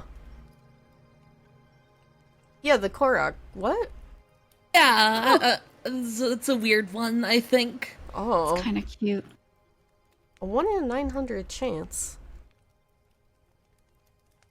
Prototype art. What is the prototype artifact? Like I don't even remember being able to pick something like that up. Yeah, it's two in, different ones. There's. Yeah. Remember, there's 3 rooms, and one of the rooms was blown out, so you can enter it from the outside of the stranger, right? And those 3 rooms, they were testing the different hypotheses on how to enter the mainframe, the matrix, with the lamps and stuff, so that they were shaped a little differently. There was 2 different artifacts that were also used. Okay. And the one that Right. blows up is the one that blew a hole in that wall. Okay, that does make sense. Understood. You end up in the simulation for a bit, then you explode. That's even better. I love that. I want to do that. I should try that. That's cool. There's an achievement. I don't know what this looks like at all. You can get caught if you set the lantern down and then run into one of the strangers and get caught by them. It says, "Ouch, my bones." I got Do they that. like kill you? They snap I your guess neck they instead would. of snuff the flame out. You hear a really gross neck snapping noise. They snap your neck. They That's snap. awesome. idea. Yes, they just straight up snap your neck, and I really wish they had just blown out my candle, but no, they just fucking kill you. Oh, ooh, that's very peaceful and hippie-like and cool of them. They're very, Yeah, very cool of absolutely. them. It's so interesting. They just don't want you to enter their space at all. They want to live in their dream. Yeah. I like that. They're called the strangers, but then we're the stranger to them. You know what I mean? Like, Yeah, their exactly. specific naming choice is very. I think that's very interesting because it's if anything, we're the scary ones. Yeah, no, exactly. They're kind of scary looking though. I think they're cute. They could be a little scary. I feel like that one I don't slide think where it's showing the fellow observing the eye of the universe and like fucking He soy jacks. he's soy Jackson and like the scary like energy coming out of the fucking telescope and his eyes go all black. That's a little scary. I think they're Oh yeah, kinda their cute. eyes are like reflective. So when you're shining Yes. light at them, they're bright, and then when you're not, they're just completely black. That's cool. It's really cool. I do like the way that they used light in the DLC. I wish it wasn't so spooky in a few parts, like I said, because I saw a few people mention that when I was talking to my Discord that they felt it was a little out of place. It really didn't actually bother me that much, but I did find the use of lighting in light puzzles really fascinating. I think it made sense because again, it was like I think they make it. I think that's a juxtaposition again. I think it's when you're finding out information when you're just dealing with the Nomi's Yeah. info. That's supposed to be a wonderful discovery. You're so happy to discover these things, and then in this DLC, it's all scary and it's all stuff you kind of like do and don't want to find out. You know, in a way, Yeah, where you're yeah. quote unquote better off knowing. You know, that kind of stuff. So I think it's like facing fear to learn the truth. Yeah, that's a good right? way to put it, because that's basically the whole moral of the DLC is the prisoner is the only one who's willing to face the truth of the matter and what was going on. Right. So you're like carrying out his mission instead of like when you're doing the Nomai stuff, right? You're carrying out everyone's mission, and then when you're doing the DLC, you're just carrying out that one guy's mission rather than like all of them. Yeah, I did get kind of aggressive as a prisoner because I thought that he trapped me in the Yeah, I coffin. remember that. Oh my god. I felt so bad afterwards that they took the elevator without me. Bitch trapped me. I was so mad. I And then felt you so immediately I did the exact same thing. I saw their footprints and walked right into the water right after watching the last slideshow. bad. Yeah, I thought he ditched I me. watched it and I was like, I remember that where you see that they go into the water and you understand that like he ended his life, right? Yeah. I saw that and I was like, me too. And I also just walked right in. I think I accidentally walked past it at first too. Yeah, you did. I did. Yeah. I was in your chat begging you to go back. I I was appreciate like, that you did. "Please." It's like go look at the footsteps, bro. The little theme that plays when you're watching that last slideshow is so cute too. Like just Yeah. hearing it makes me fucking tear up, dude. Yeah. Oh, So good. I feel bad I was so mean to the prisoner when I thought I was getting trapped. Because they're oofy. What was it next time said a few ago? Yeah, the prisoner saying, "I hope our fear didn't stain your minds." And I think that is a lovely line. Right. Because it does kind of fear in your perception of what's going on with the stranger is like we were discussing a bit ago. It's a big part of it thematically and what it is, and you can't let fear bring you down. You got to move forward. You got to all good things come to an end, even if it's scary. I think that's something the DLC hammers home. Oh, absolutely. But like, not evil for what they did. Nope. No. It's human. It is very I would human. say. Yeah. They may be I guess aliens, it's just but a it's different human. way to process it, a different reaction, which is, Yeah. again, very normal. Yeah, exactly.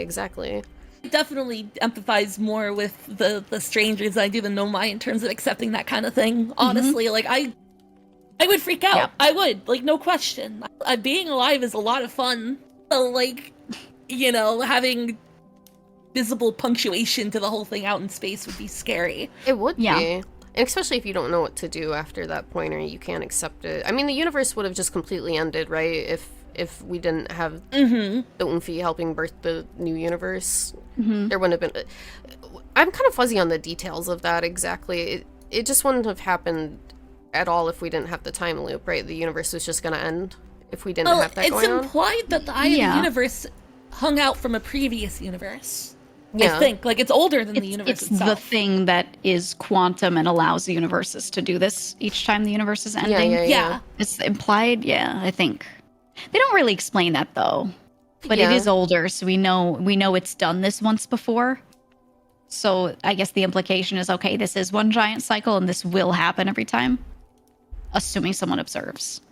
It just needed someone to observe it. Oh, okay. Yeah. It That's won't- the implication. But that, That makes that's more like sense. fuzzy. That's all assumed off of fact, but not like told to us. That makes sense. It's one of those things where it gives you a little bit of information and you can kind of piece together what you want out of it based on what you already know.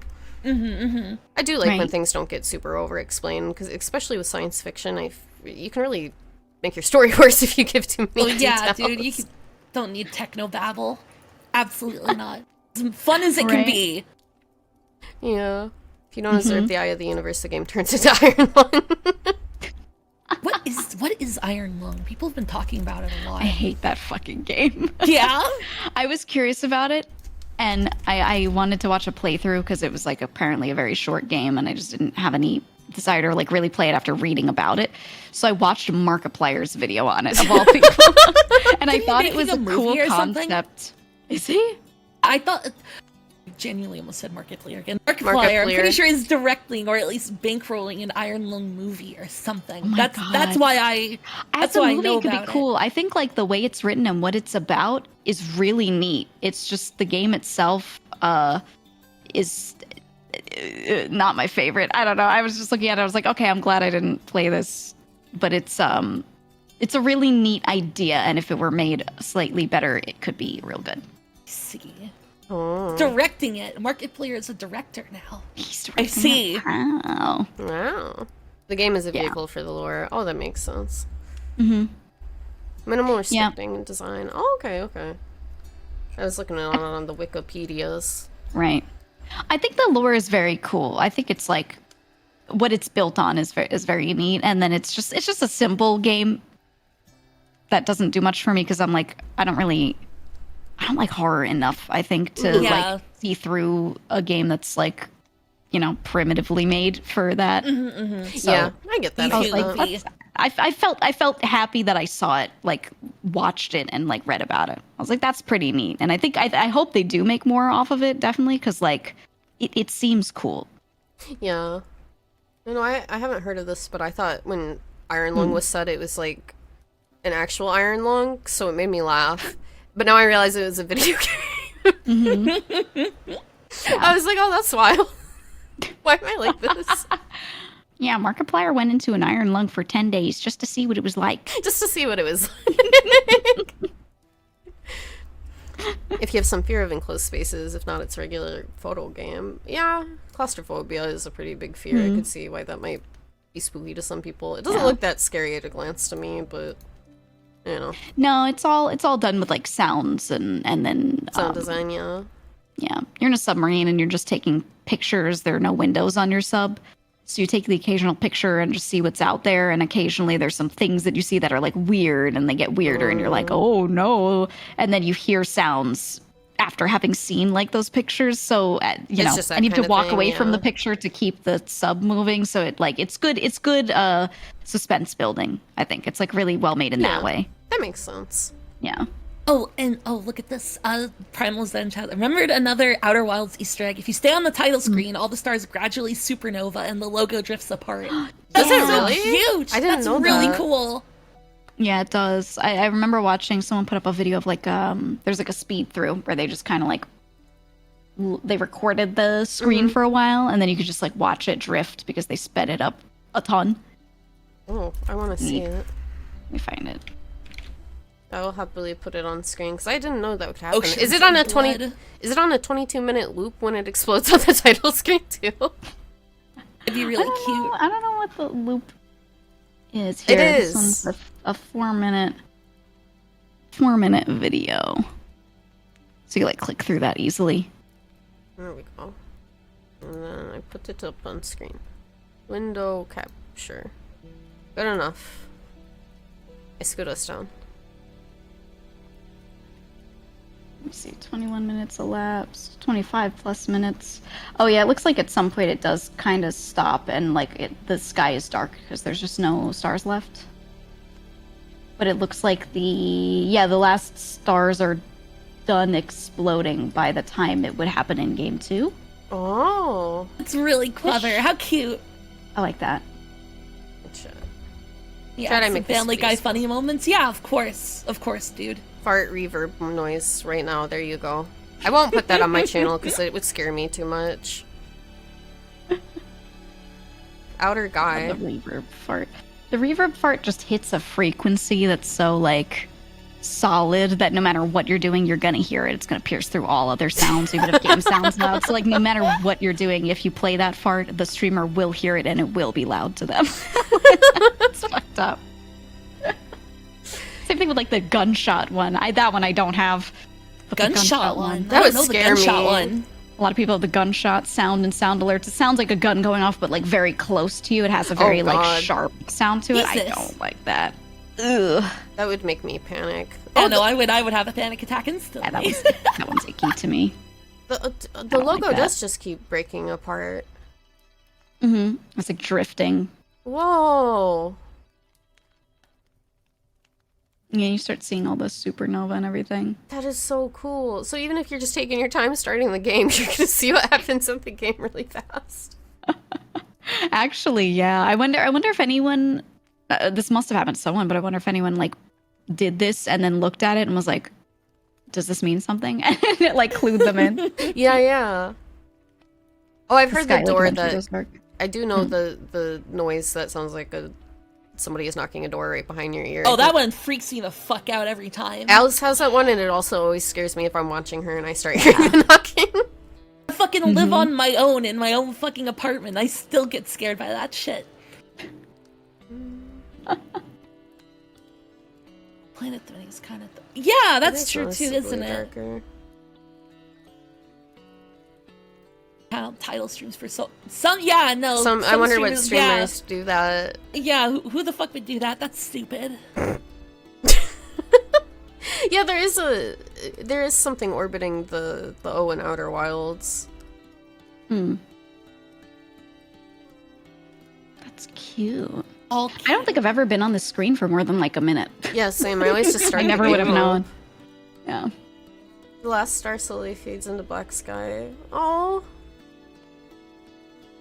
That is cool. What a cool detail to even add to your title screen. Cared. They really cared. Everybody involved really cared. They all cared about the game they made, and that's why it's so wonderful. You can make a good video game if people give a shit about what they're making and don't make a soulless product just to put out on shelves for people to buy. Mm-hmm.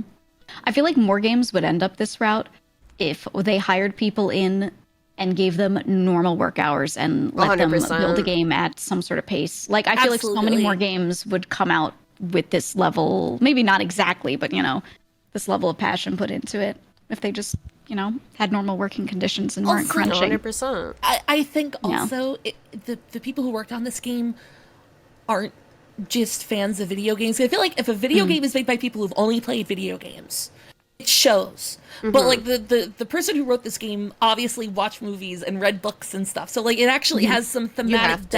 depth. Yeah, Right.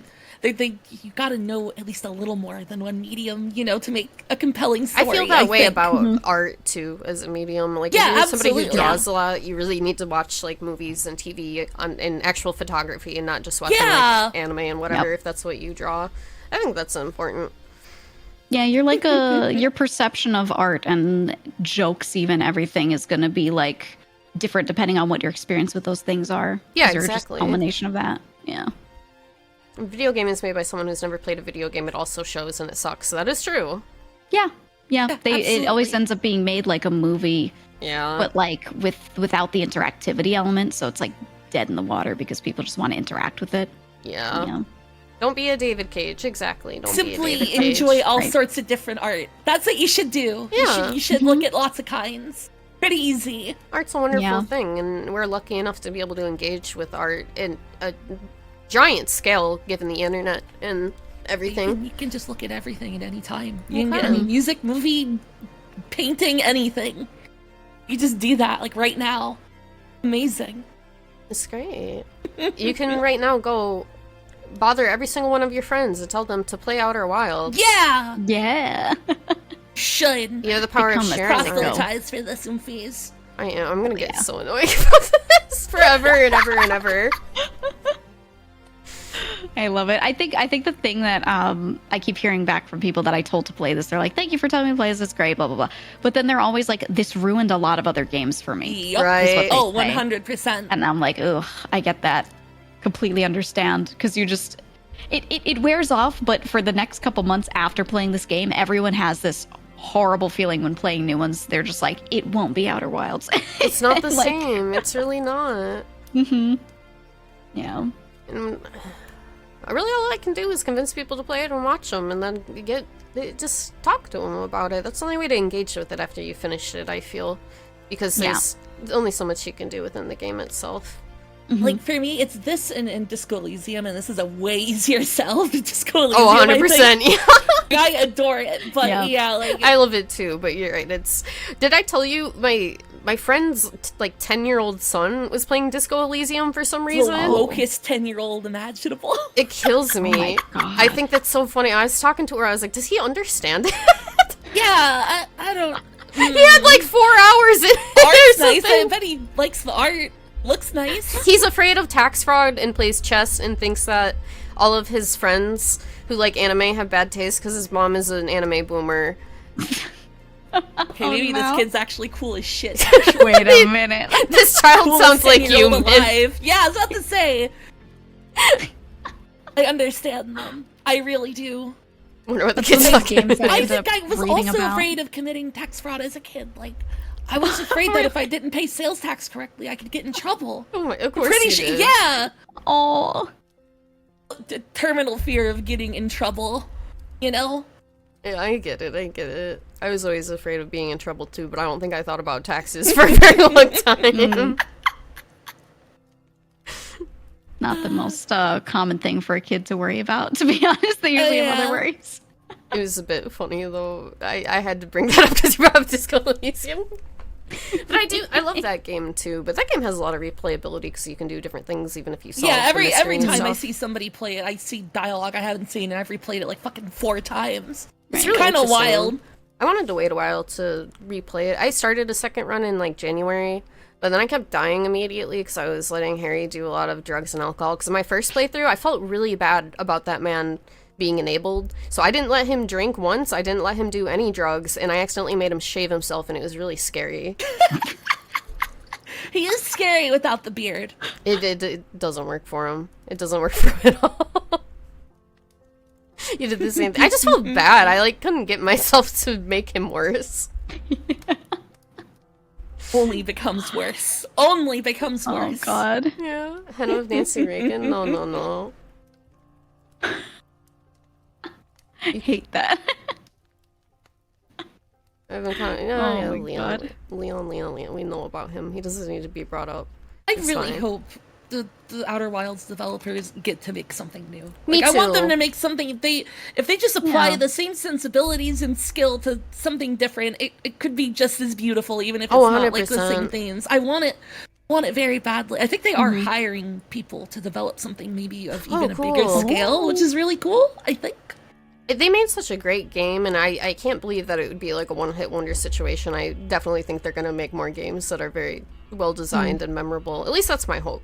I do have to wonder how it did financially, but beyond that, like I'm sure they can make something else, right? They got to be able Yeah, to. no, I'm 100%. seeing that they are currently working on their next game, apparently. It will not be a sequel to Outer Wilds, Good. which is probably great. Better than... I mean, I don't need a sequel. The more I'm thinking about it, like, yeah, they could cut something up with the new universe. I don't want a sequel to Outer Wilds at all, I don't think. I just want another game by them. I want to see what they do. I want to see Yeah, what if they make. just bring those sensibilities over, it'll be good. It's Right. They understand, like the person writing this game especially obviously has, like a life philosophy that's interesting. Yeah. And they project it into the game in a really cool way, I think. Yeah. Right. Outer Wilds like genre suit. I don't know if that could be a thing. It has to be backed up by good writing, and that's rare. Definitely. I think that's I was gonna say I think that's actual scarcity. Like if there were a lot of really good writers that made games pop like this, they would get hired more and they'd be doing this more. Yeah. If that sold games, then Where they then learned all that the would wrong be lessons. done. No. That's scary. I don't want to think about someone making a game where they learn all the wrong lessons and try to make it like Outer Wilds and it's just dog shit. God. I did think it was very charming though. It was the main game guys who made this for Class's sister who did the writing, and that they used to work on stories together a lot when they were younger. They said that in the Yeah. No Clip documentary, and it made it more charming. Made it feel really comfy when I thought about it. Right. Metroid Brainia. Oh yeah, we did get a question about Please Metroid ban Brainia. them. Please ban them. One of the worst things I've ever read in my life. Jesus fucking Christ. Brainia. Mods decapitate that. Oh wait. Metroid Brainia. I mean, yeah, you're a mod. You can do whatever you want, man. There you go. Hate it. So proud of you. Finally, I get to swing the sword. For so long. I bought Tunic Dashi. I bought that on sale because someone recommended it after the Outer Wilds streams, and I was like, yeah, you know what? Why not? Yeah. It looks good. I wasn't sure if I was gonna play it on stream or not, but I have a Steam Deck, so I'm like tempted to just sit in bed and play it. I like really need some games to play offline because I've been streaming most of the games I'm interested in recently. That's how I feel too. Yeah. I'm gonna go back and play. For me, JRPGs are the things that I like Off stream. never stream. Yeah, me too. Those are off stream only. That's the stuff I've been going back to. That's what I usually play in my off time, but I just want to play Sekiro, and then I'm done with Outer Wilds, so all I can do is sit here and think about Outer Wilds. I can't play Yeah. it again. Play Sekiro while you're playing and you're just thinking about Outer Wilds. That's what was happening. Playing two really good games at once is really difficult, you know? It's hard. Yep. Because they were occupying, like, one half of my brain at the same time, and I was going crazy. Oh, someone mentioned Pentiment. I've heard a lot of good things about Pentiment. Oh, what's that? Tell me about it. It's like I think it's like a 14th century, like, is it a VN? Calling it a VN? I don't know. It's really interesting seeing though people saying that the writing is reminiscent of Disco Elysium, which is how it was sold to me. Oh. Have you played? VNs are getting crazy with kind of breaking out of standard VN structure. Yeah, like Hypnospace Outlaw, incredible VN. Yeah. Incredible. I've been telling people to play 13 Sentinels. I love Each is 13 win. Sentinels, but you Did they also put can't that on talk PC about yet? it at all. Yeah, that one's solid. It's a good Much time. better I than think I it's thought it was on. gonna be. I think it's on PC now. Luffy. I mean, I think Yeah. you might enjoy it, man, because it's kind of a love letter to just science fiction genre tropes in a good way. In a good way. I wouldn't say it's in a bad way. It's a fun game, but you can't really Yeah. talk about it at all because it's another one of those. You get information, you can do it in different orders and piece it together. But it's a fun game. I liked it. The gameplay isn't all that. There's like some mech gameplay, and it's fine. Yeah. But it's not like it wasn't the main sell for me by any means. It's vanillaware, I believe. So the art is really, really pretty. It's got some really nice art to it. It isn't on PC, but it's on Switch emulator on PC. There you go. Oh, okay. I mean, I could just get it on my Switch. I got one of those. I think I got it for PS4. My friend bought it for me because he liked the game so much. He's like, here you go, you should play this. And I was like, okay. He almost offered to just drive it and give me, like, his copy to play. But he was like, never mind, I'll just buy it for you. I was like, okay, okay. Why not then? But I had a good time with that game. I would recommend it if you guys are interested in 13 Sentinels at all. Yeah. It was a fun game. I'm gonna look through my list. Outer Wilds Wilds. What a is fucking great Thank you. video game, you know? Thank you for telling me to play it. I'm really happy that you did. I'm so too. happy that you did. I'm happy that it like ended up genuinely meaning something to you. Oh, it means I a don't know. lot to me. I don't know. It really like it did mean something to me. It really did. You know? Yeah, it means something to me too. I feel really, it's really special and close to my heart. I think now I really Yeah, love it. absolutely. It's I've been like telling if I have a friend who's in like a weird spot in their life, I tell them to play this game. Yeah. Oh God. Yeah. That's It might be a good thing little to do. over emotional for some people at that moment, but I think it's a good thing. I do too. You know? I think that's a Yeah. really good thing to do. Happy to be mentally ill about it. So true. Yeah. Oh yeah. I'm so happy to be mentally ill about Outer Wilds. Mm-hmm. Is there anything else you guys want Love to it. talk about, or do you want to wrap up? I think wrapping up wouldn't be the worst Wrapping idea. up now? It's good. Yeah, this is I feel like we perfect talked through timing. so much of it. Yeah. We've been talking about a lot of video game, and I've had a really wonderful Yeah. time. Fucking And video games are so. There's so many good video There games are. out there. All people are like, video games suck now. All They they, don't. do, they just play They fucking literally AAA don't. garbage, and that's it. that's all they play. They don't give anything Of else course, a they chance. think video games suck. Because Yeah. those ones do suck. They're like, man, why is the new Call of Duty not doing it for me? And I'm like, I wonder why. oh The yeah. 90th version of it again. Yeah. Is there anything you guys wanna pitch for yourself, or talk about what you're doing the next week? What am I Trying to doing? think. I'm gonna try and see if I can finish Obra Dinn on stream. I'm gonna do a vote in my server and see if they want me to finish that on stream or in like just Discord or something. But that's a good one I've been showing. So if anyone, I recommend you all play it. But if anyone's definitely not gonna play it, you can watch me play through it. You can go to my VOD. Hell yeah. Yeah. It's I'm solid. doing the RE7 DLC next week. And Ooh. VCAT at some point with Mimi. Yeah, we'll plan that out. And Oh then, yeah. so chat infuse now. Tomorrow I'm being forced at gunpoint to play Ace Combat 5. Oh, nice. I don't want to. Hell yeah. I do not want to play Ace Combat. I'm going to for you all. Yes, you do. Yes, you do. That's rough, buddy. It is. I'm so sorry. So I'll be doing that at the same time as my regular streams at 1 p.m. PDT, and then I'll Hell have yeah. my schedule up for the rest of the week tomorrow evening, because now I'm a schedule fella. Yeah, I'm me too. scheduling now. But yeah, thank you guys so much for hanging out with me. Yeah, to thank do you the stream. Yeah. Thank you for like coming up with Thank the you. idea.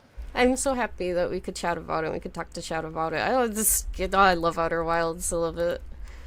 It's my personal Quest 64. It is true. It is. It's fair. I'm pretty Completely sure fair. at least Ace Combat is actually fun, is the thing. Yeah, I don't know if Quest 64 was fun or not. No, Quest 64 is... Yeah. I wanted to sleep for a week after beating it. You wanted to sleep for a week. It's weird because it's like a 25% complete game at best. At best. So weird. It's actually soul sucking. Oh yeah. I mean, I'm happy I did it. It was an experience. I'm proud of you for doing that. Grape is playing Sekiro today, and because I have two girls FCs Yes. with me, if you guys are okay with raiding Grape, Absolutely Of more course. than okay with it. okay, then we can raid Grape. Everybody, chat, thank you so much for hanging out today. I hope you had a good time with Mint Geego and me.